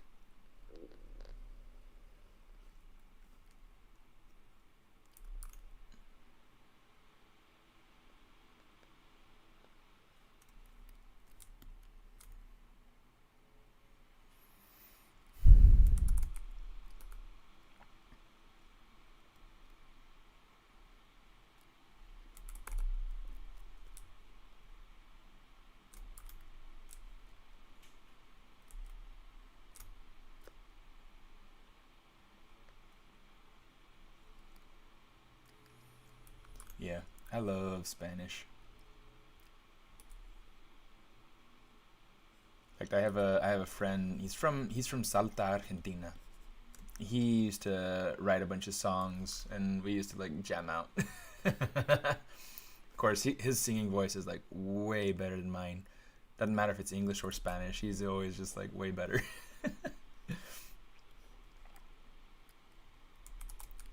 And then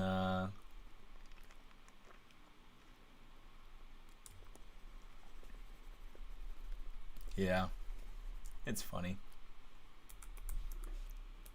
It's funny, but yeah, he used to write a bunch of songs, you know, for different friends and people that we knew down there. And his name is Ramiro. Ramiro, right? Ramiro Tolaba.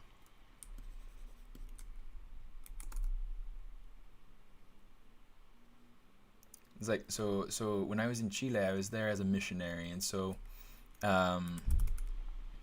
like other missionaries, we really only knew each other by by our title, like elder, and then our last name. So last names I can remember pretty well, um, and some people I can remember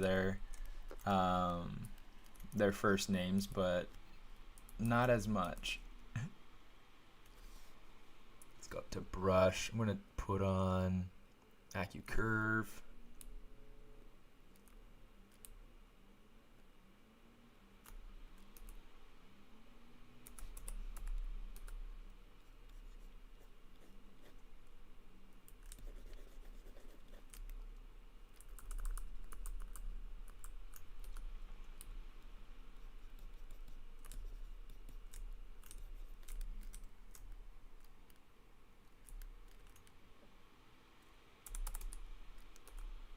So for this cheek over here, let's turn off AccuCurve because that's going to ruin it.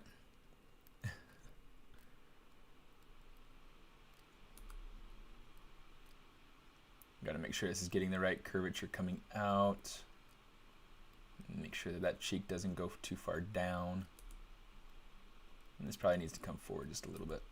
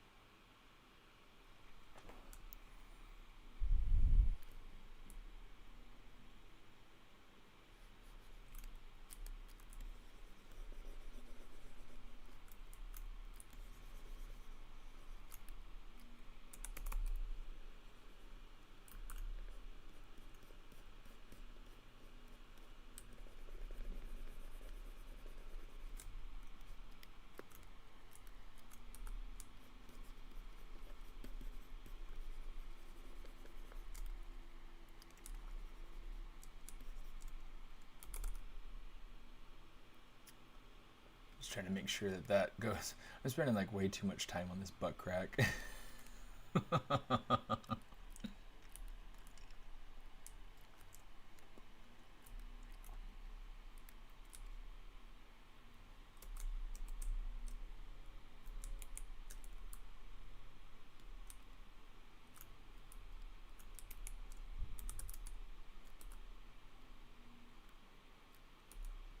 Let's kind of fix this shape here.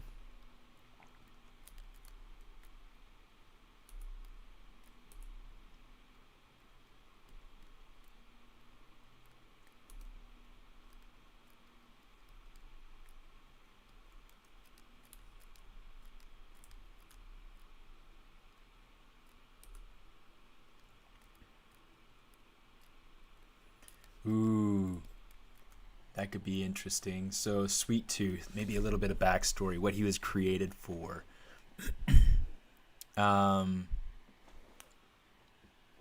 He was created to punish the greedy on Valentine's Day. So if you're greedy, like within your relationship, or if you're a kid that's hoarding all the candy or whatever, it comes and it punishes you. That could be interesting. Let's see, let's take this.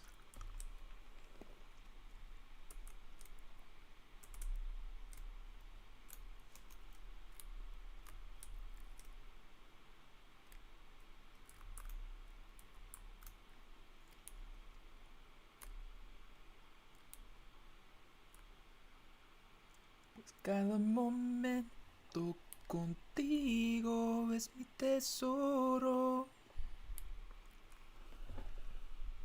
When I see Steven in Got Talent. Un día. Dream big. Dream big, work bigger.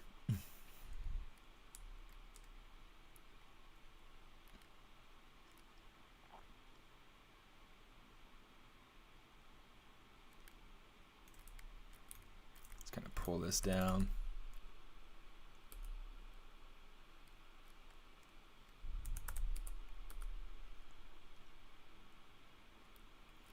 It's funny, it's like my sister actually went and auditioned at one point when she was a lot younger. This is like the second or third season, I think, of American Idol.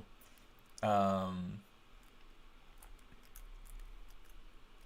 mean, she didn't get very far, but I mean, she went and tried, and that was something that she had a huge dream of, and she really loved Kelly Clarkson, and so it was something that she totally went for. And my dad took her and supported her in that, and I thought that was really cool.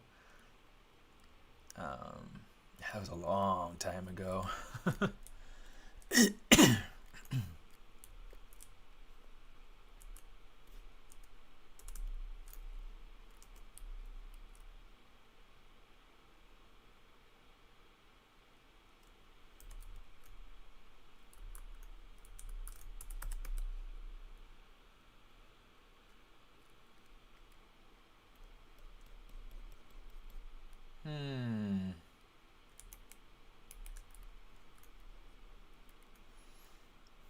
Wonder why it's not wanting to work.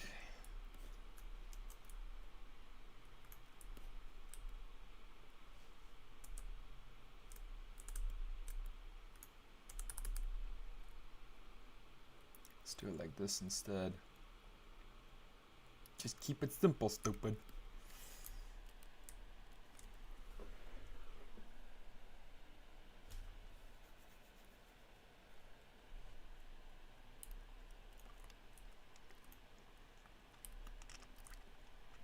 Let's see. Oops. Control Shift A. Now we can mask that, invert the mask.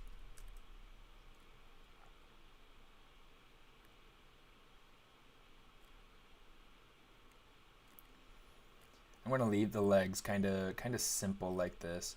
So the whole idea is to get the shapes worked out.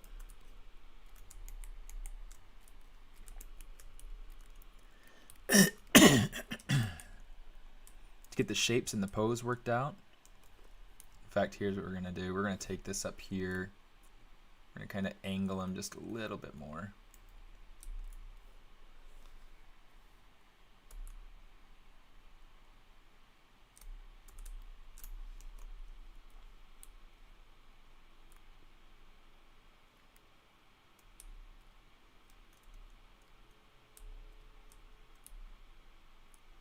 I'm just going to take it maybe. I'm trying to make him feel like dynamic and like he's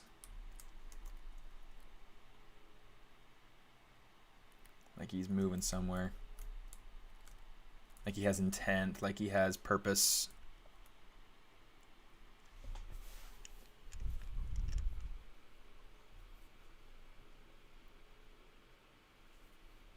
Interesting.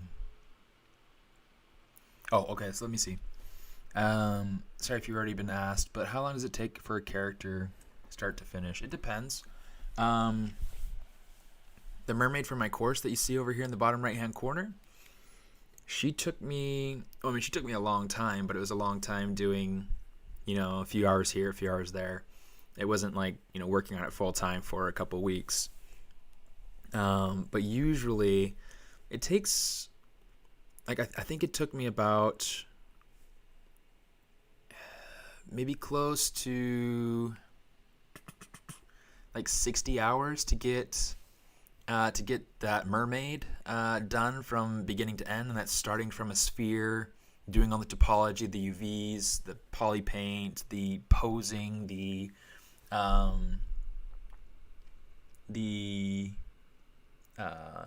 engineering for 3D print, and you can see the whole process in that course, start to finish, if that's something that interests you.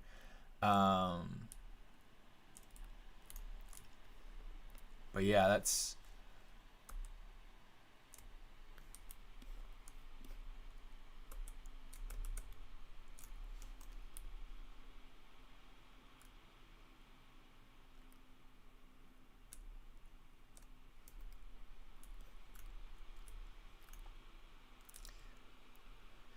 it takes some time for sure. Okay, I'm going to go ahead and click curve.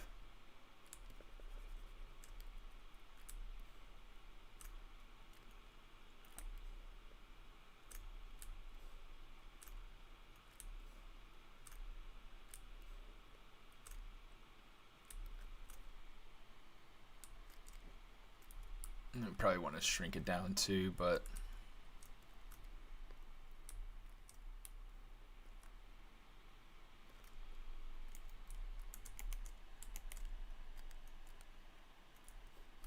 that's better. Grab that, pull it up. Okay.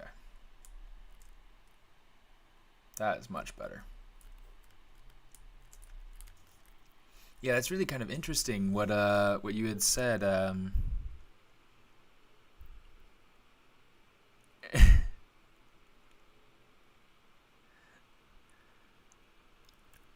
Golem means shapeless mass, originally in Hebrew, which that's a really interesting thing to know. I had no idea. Oh shoot. Yeah, thank you for looking that up. I didn't even, usually I do like too much research going into a project, and I mean, this is something that I thought of just last night. so I haven't really done a ton of research into it at all,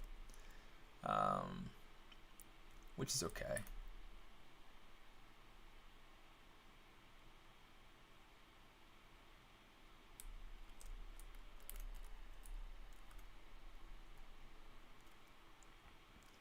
But yeah, usually I go through and I look things up like that, like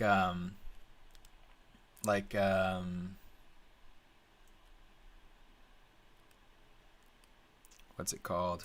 Like for the ZBrush Sculpt Off this year, I did a ton of research into what steampunk actually is.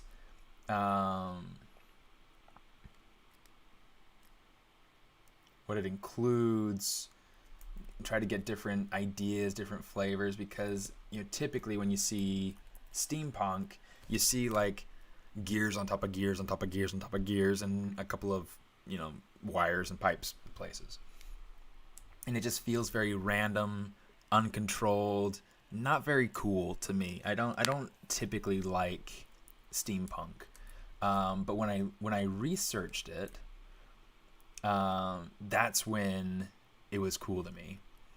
So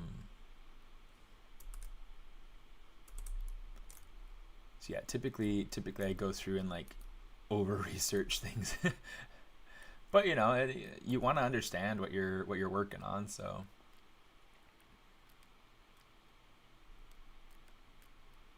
I'm gonna rotate this just a smidgen for this little pigeon.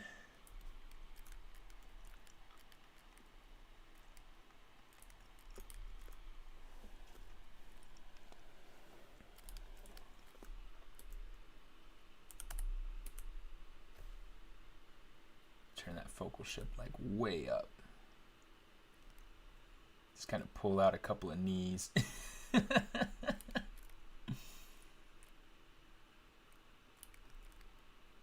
Get some elbows. Cool. The wings are like terrible to me, but we'll figure out what to do with those soon. Okay, let's go ahead and let's take it back. Say Z plugin T-pose to sub T, and then watch that. Let's watch the magic happen. Boom. Yeah, it's really satisfying.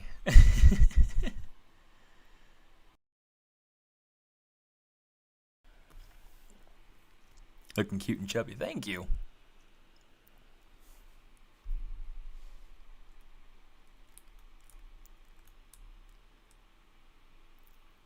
Could you recommend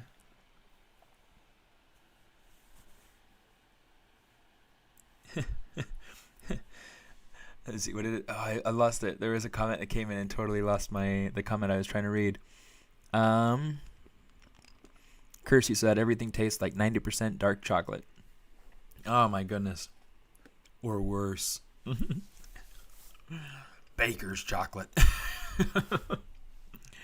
Every chocolate you put in your mouth poofs into Baker's chocolate.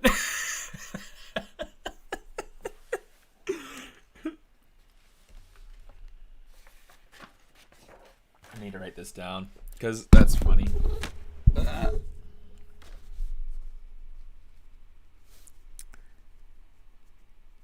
Sweet tooth. Golem.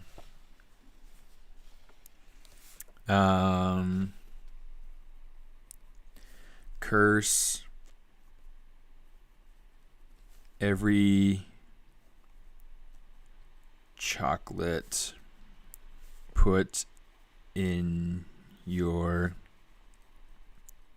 mouth poofs into Baker's chocolate.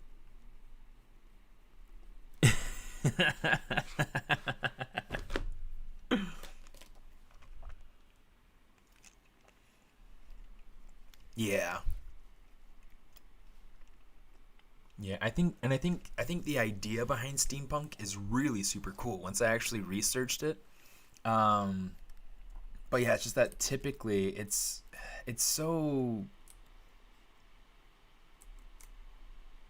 it's just never done right. It's like that's the hard thing. Like you're saying, that Will Smith movie, the Wild Wild West.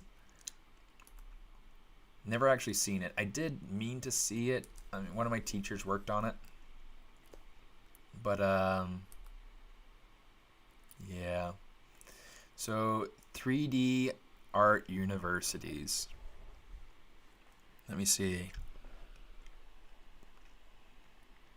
Currently, I teach at Nomen. It's a fantastic school. It's named top in the world. there are a lot of ways that you can go through and get your education without getting a degree. I mean, in this industry, people really care that you know what you're doing more than they care about where you learned it.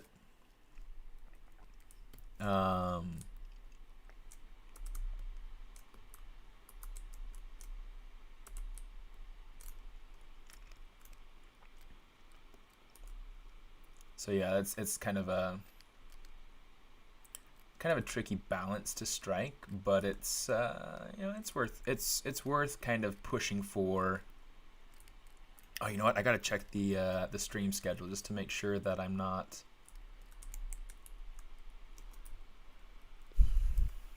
like overextending my stay.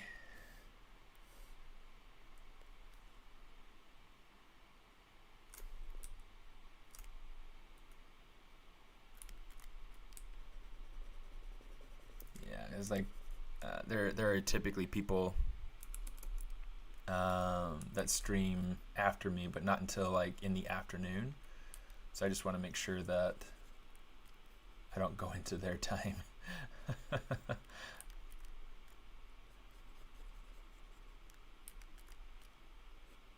be like, doggone it, Steven.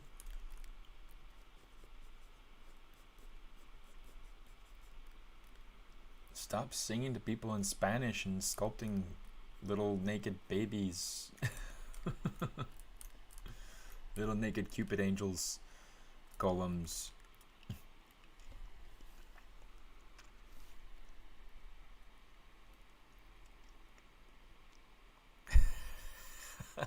I need that curse to lose a few pounds. That's funny.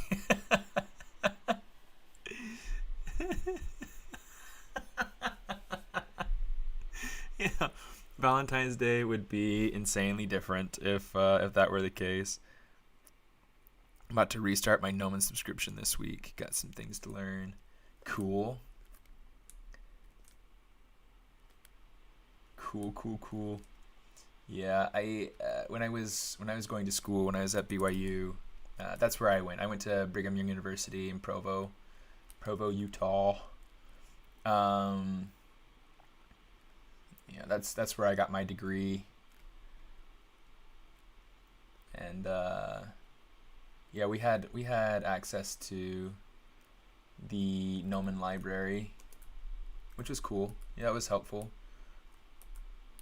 I tried to use that access as long as I could afterward too.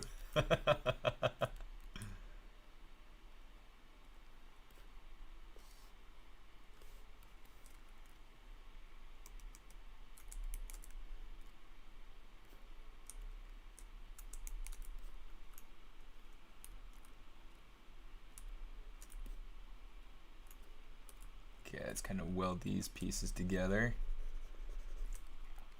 We'll get further along with this particular piece of the torso if we have these put together now. Gotta go through and eliminate that seam.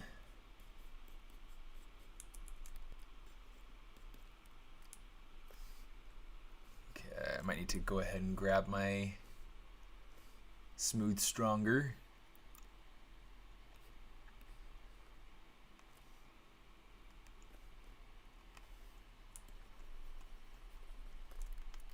Beautiful.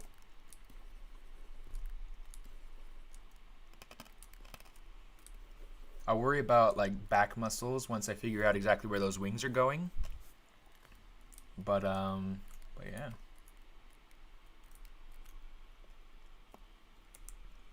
These little pectoral shapes, I can kind of go through and start building those in.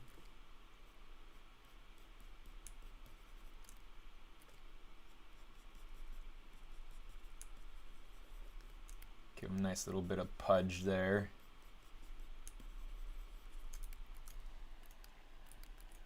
Okay.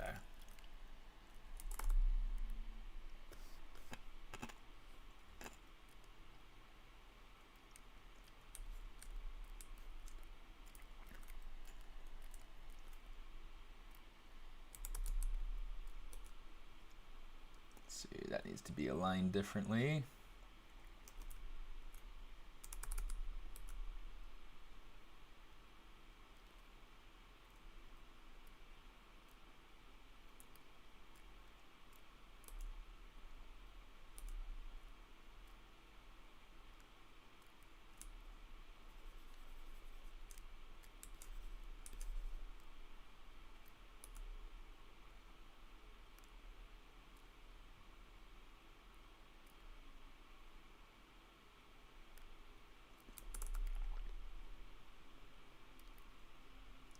Trying to block in more or less where things need to go here. Okay, let's start building up.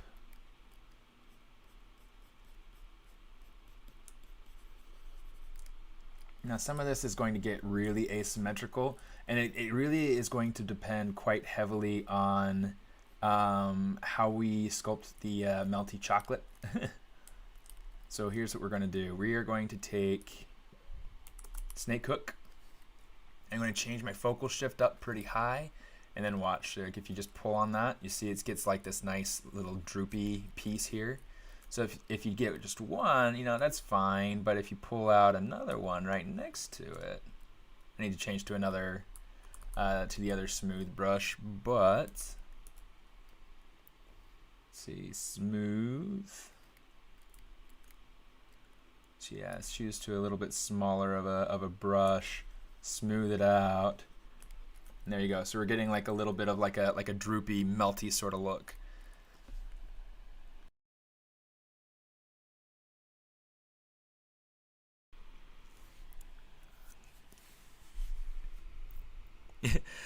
What did you sculpt today? A shapeless mass. Except it's a lot less shapeless, like you were saying.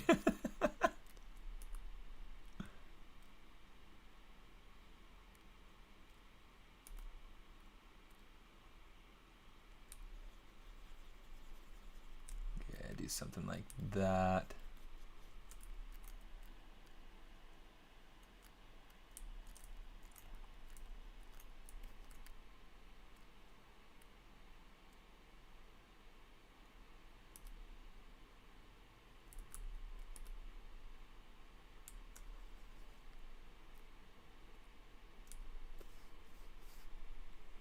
Take my Z intensity way down on my smooth brush.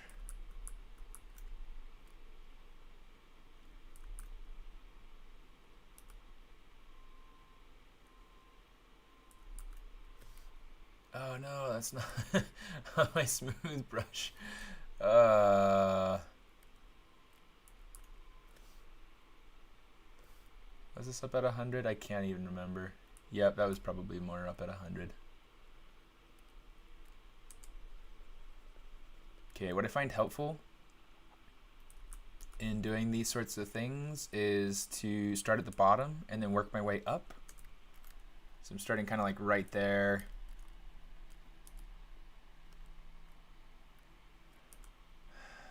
Let's get some over here.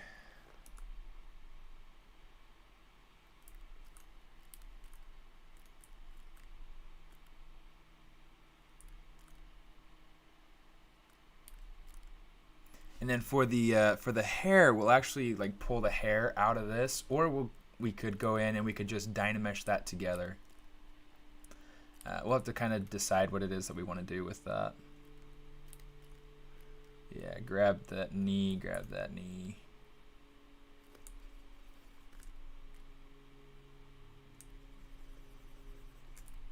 Something like that. Okay, so I think pose-wise, this is working. Okay, I still need to add a quiver on his back. Either that, or maybe I'll just, you know, we could just pretend that it's just a. It's like I'm trying to think. It's like, okay, so if I'm reaching for an arrow, I'm pulling from my back. So I mean, this would need to go like have a strap that goes across. Kind of cut into him here.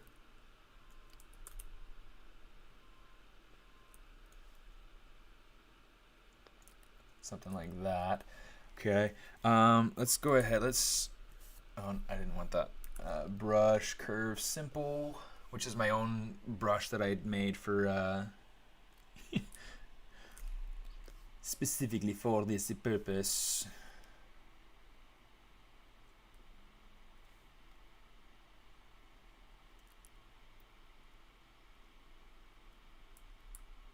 Oh, okay, it's working still.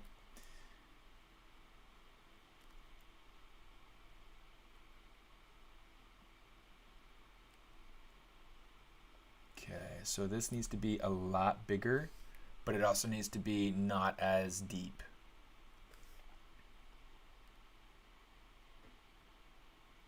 Something like that will probably work for me. So let's commit that. Let's kind of rearrange this a little bit. Deformation, we'll say inflate.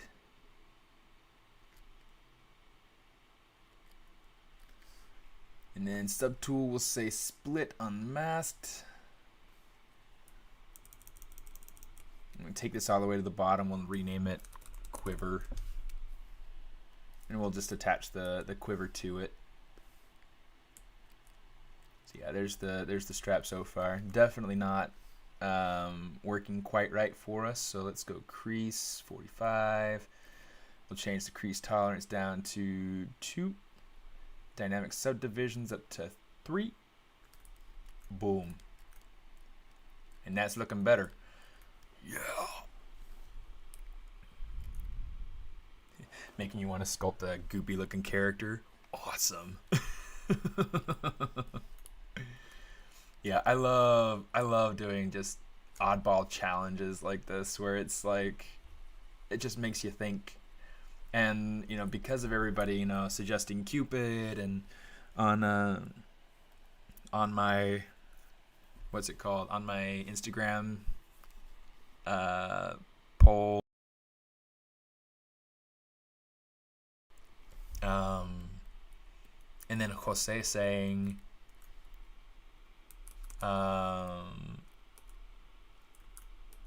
what did you say, a chocolate monster, a goop monster, something like that.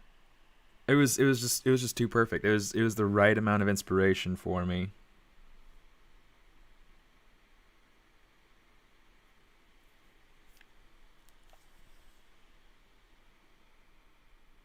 Oh man.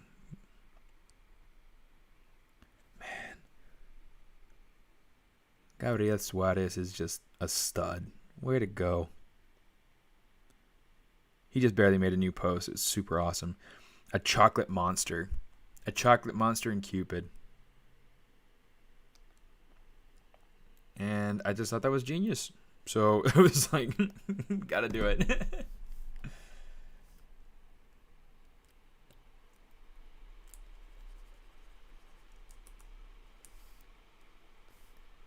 Turn up my Z intensity for my smooth a little bit, just to get that to transition a little bit better. Oops. Get that to be a bit smoother.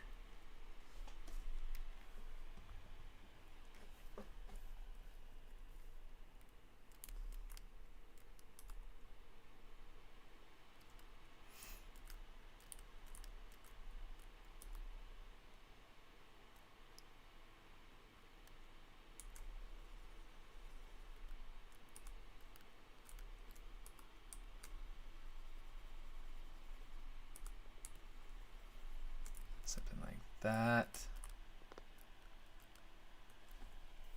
It's interesting now. I mean, going back to that idea of, I can't remember who brought it up, but about a golem being a shapeless form. It's like they always have some sort of shape, and so it's really kind of interesting. Because it's like, and maybe it's just a matter of like the magic of it being brought to life, the spell kind of bringing it to life, that gives it real form. I don't know. It's really fascinating. That is really fascinating.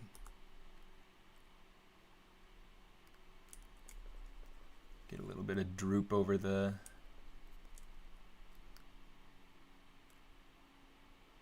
make it feel like it's like melting kind of over the over the strap a little bit.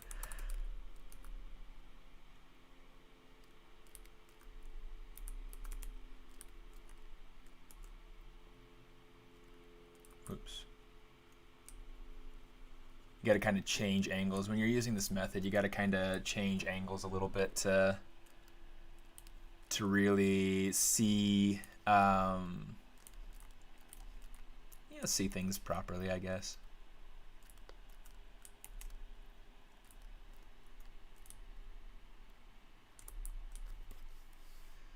Let's go to select rectangle.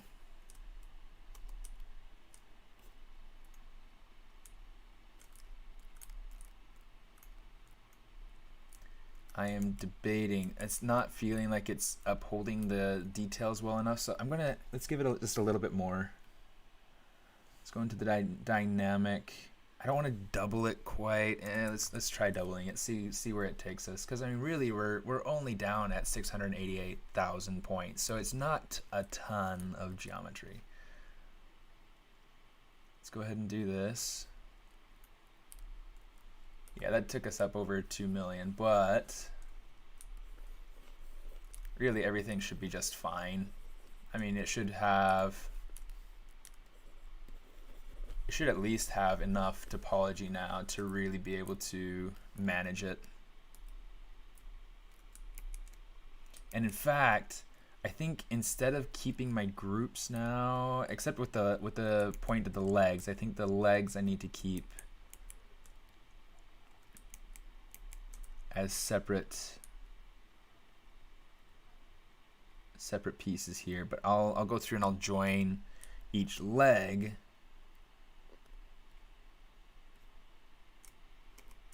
So that the legs can become a single piece. I'll join the torso and the arms so that those can be sculpted together and smoothed out. And then the head with the hair. That's kind of funny.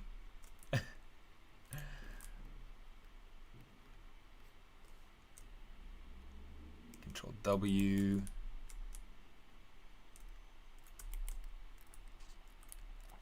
Okay.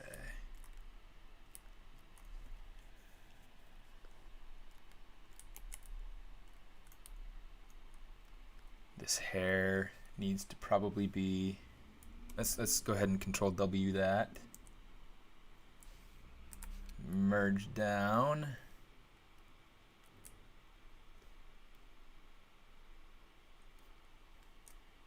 Control W.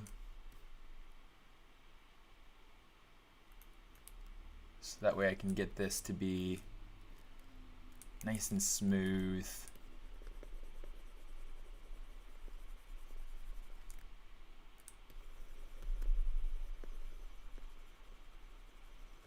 Let's see if we can get this to be nice here. All right, let's change back to my smooth stronger. And we'll just kind of smooth out this crease just a little bit so that it's not so heavy. Oh, here, let's bring everybody back.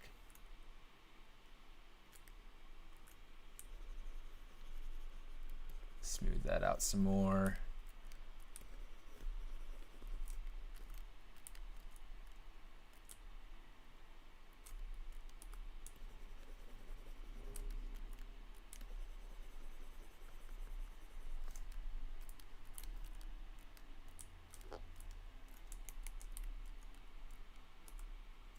Let's come up here, kind of smooth this out some too.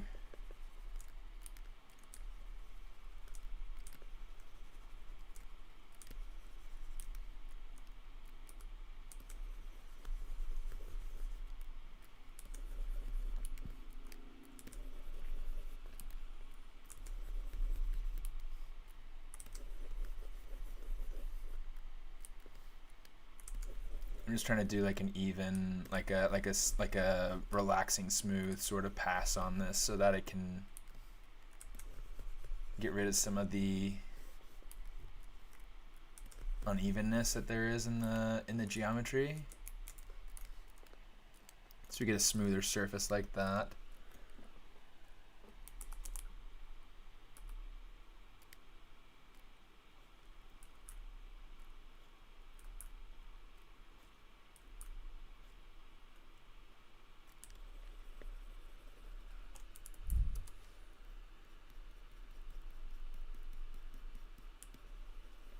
Just kind of sculpt that out.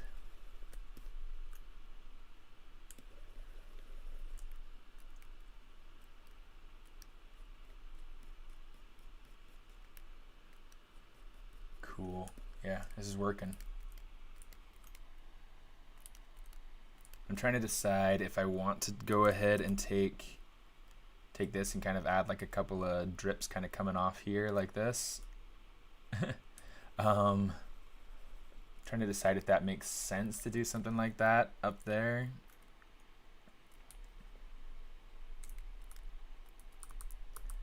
Let's not for right now, and we'll see what we do with it later.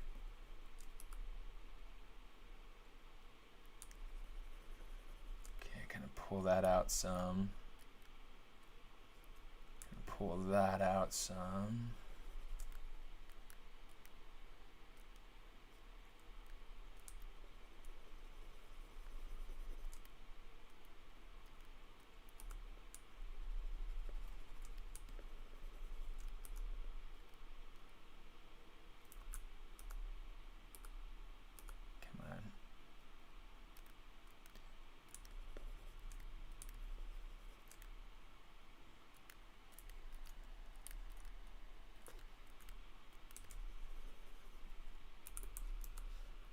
Just kind of smooth out that surface there.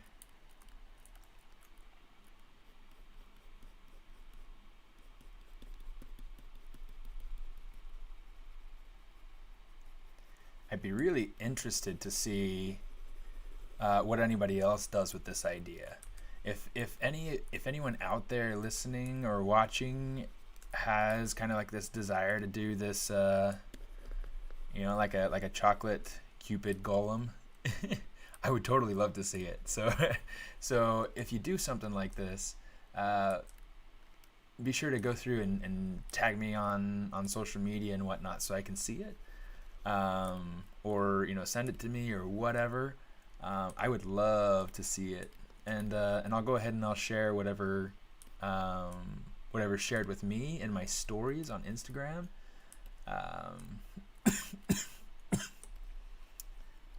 Yeah, just in case anybody wants to.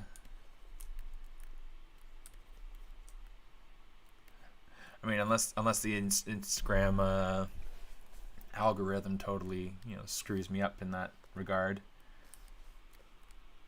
Yeah, let me see. Let's go through and let's do something like this.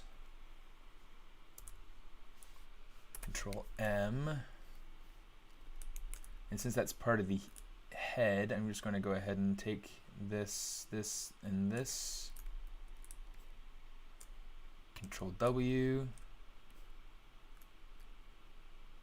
Merge those together so that they are nice.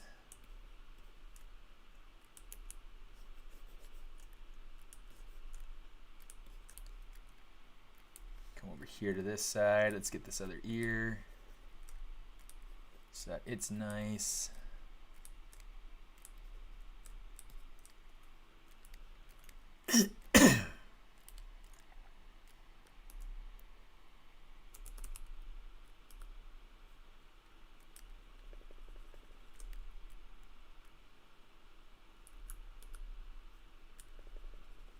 See. Okay, good. What did you sculpt today? Shapeless mass. The golem reminds me of the Pokemon Grimer. my kids are like super into Pokemon, like way more than I was ever into. When I was a kid, I actually got hit by a truck crossing the street to go and get some Pokemon cards at the store, and that's kind of where I lost my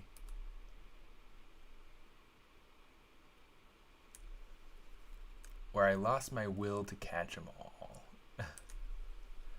So like really, I was only ever introduced to like the first 150 super well, and then the first 250 total, like that's kind of where I stopped.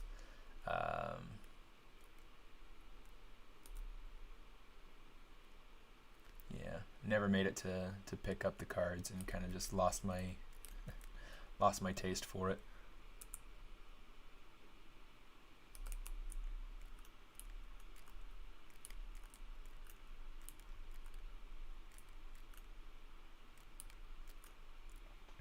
Ooh, let's go over to the quiver. Let's add in the quiver. So here's what I'm going to do. I'm going to use polysphere. If you guys have seen me model before, you'll know kind of like what it is that I'm going for. I'll get my flatten. I'll turn off my symmetry here. But I do want my symmetry here, and we'll just flatten this in. Accept, and boom. There's our quiver. Yeah, I gotta keep working smart. That's how we do. Turn off my smooth dynamic there.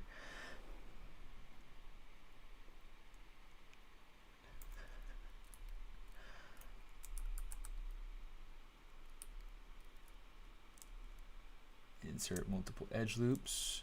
Let's go ahead. Yeah, let's do it like this. That's fine. Get rid of that one, but then we'll go ahead and we will do something like that. Actually, let's do it like this. Let's grab that, Control W. That way we have the caps as their own. And actually, a lot of actuallys here. I'm going to do something like,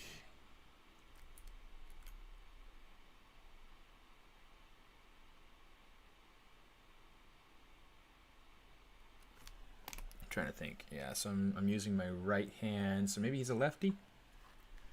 Compositionally, it's working.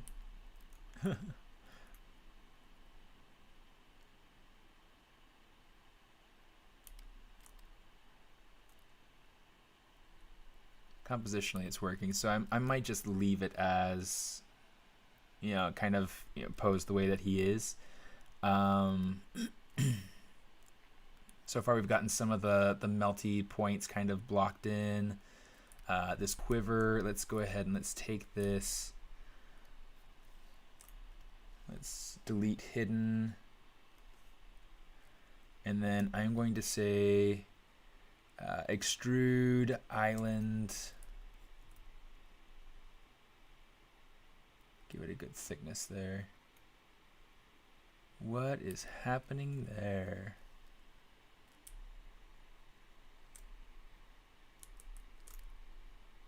Interesting.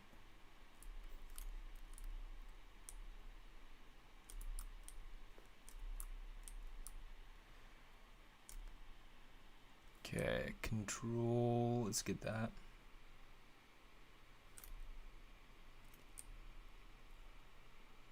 Control Shift S to be able to shrink. Ah.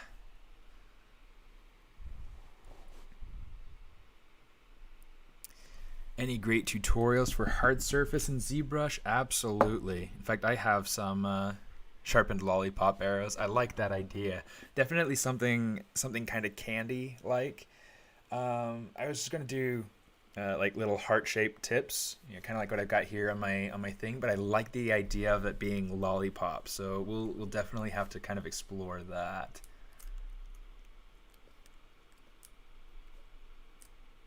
Control A.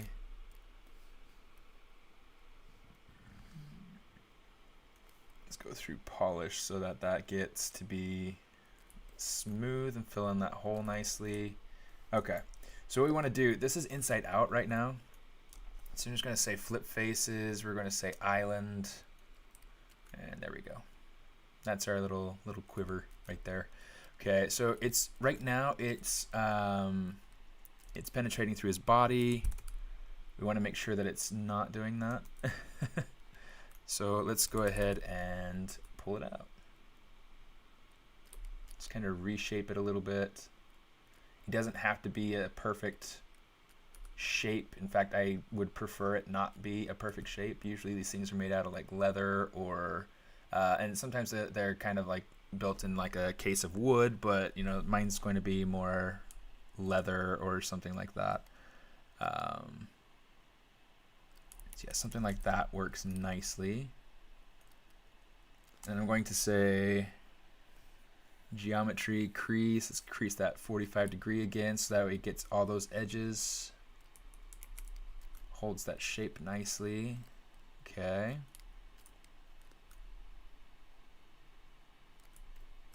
Cool. So for this piece, I'm going to come over here, Control W, get that end piece, and Control W to get that end piece.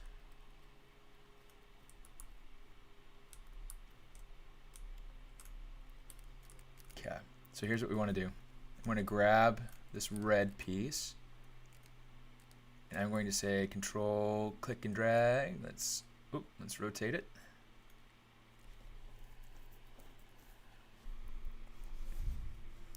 Oh, let me show you that that tutorial that I have. It's a great little series about creating robotic creatures. Right here, hard surface techniques in ZBrush. This is a really fun one. It goes through the entire process, shows different oh, in fact, it's even better to do this one. Let's go ahead. Let's say use this link instead. This link will allow me to kind of, I guess, keep more of the commission. but yeah, so this is super cool, and it's a great. I have it in English and in Spanish. But yeah, essentially it goes through and it explains a few different methods to creating hard surface models with production ready topology inside of ZBrush. It's super great. The other thing I wanted to check since I'm here, Pixologic. I just wanted to make sure ZBrush Live that I don't trample on somebody else's stream time. I've been on for 2.5 hours now, and I like to go for as long as I feel like going. 11 a.m. So yeah, I need to jump off. But yeah, I mean that's kind of where I'll leave things at then. I'll probably go ahead and jump on over at my own channel and kind of finish this out, because I don't like leaving things at halvesies. And yeah, so join me there if you want to. You can join me at one of these two links. You can do youtube.com/SMAARTIST, or you can go to twitch.tv/SMAARTIST. Yesterday was bad. Well, I mean, if you want to jump over onto my personal stream, you can see me there too. Is that Yvonne? Just to be able to check. But yeah, it should be a lot of fun. And then Pixologic will be on in a few minutes to do their, what is it that's going on? How to 3D print and paint miniatures. Miniac. It's good to see you, Yvonne. I'm glad you got to be here today too.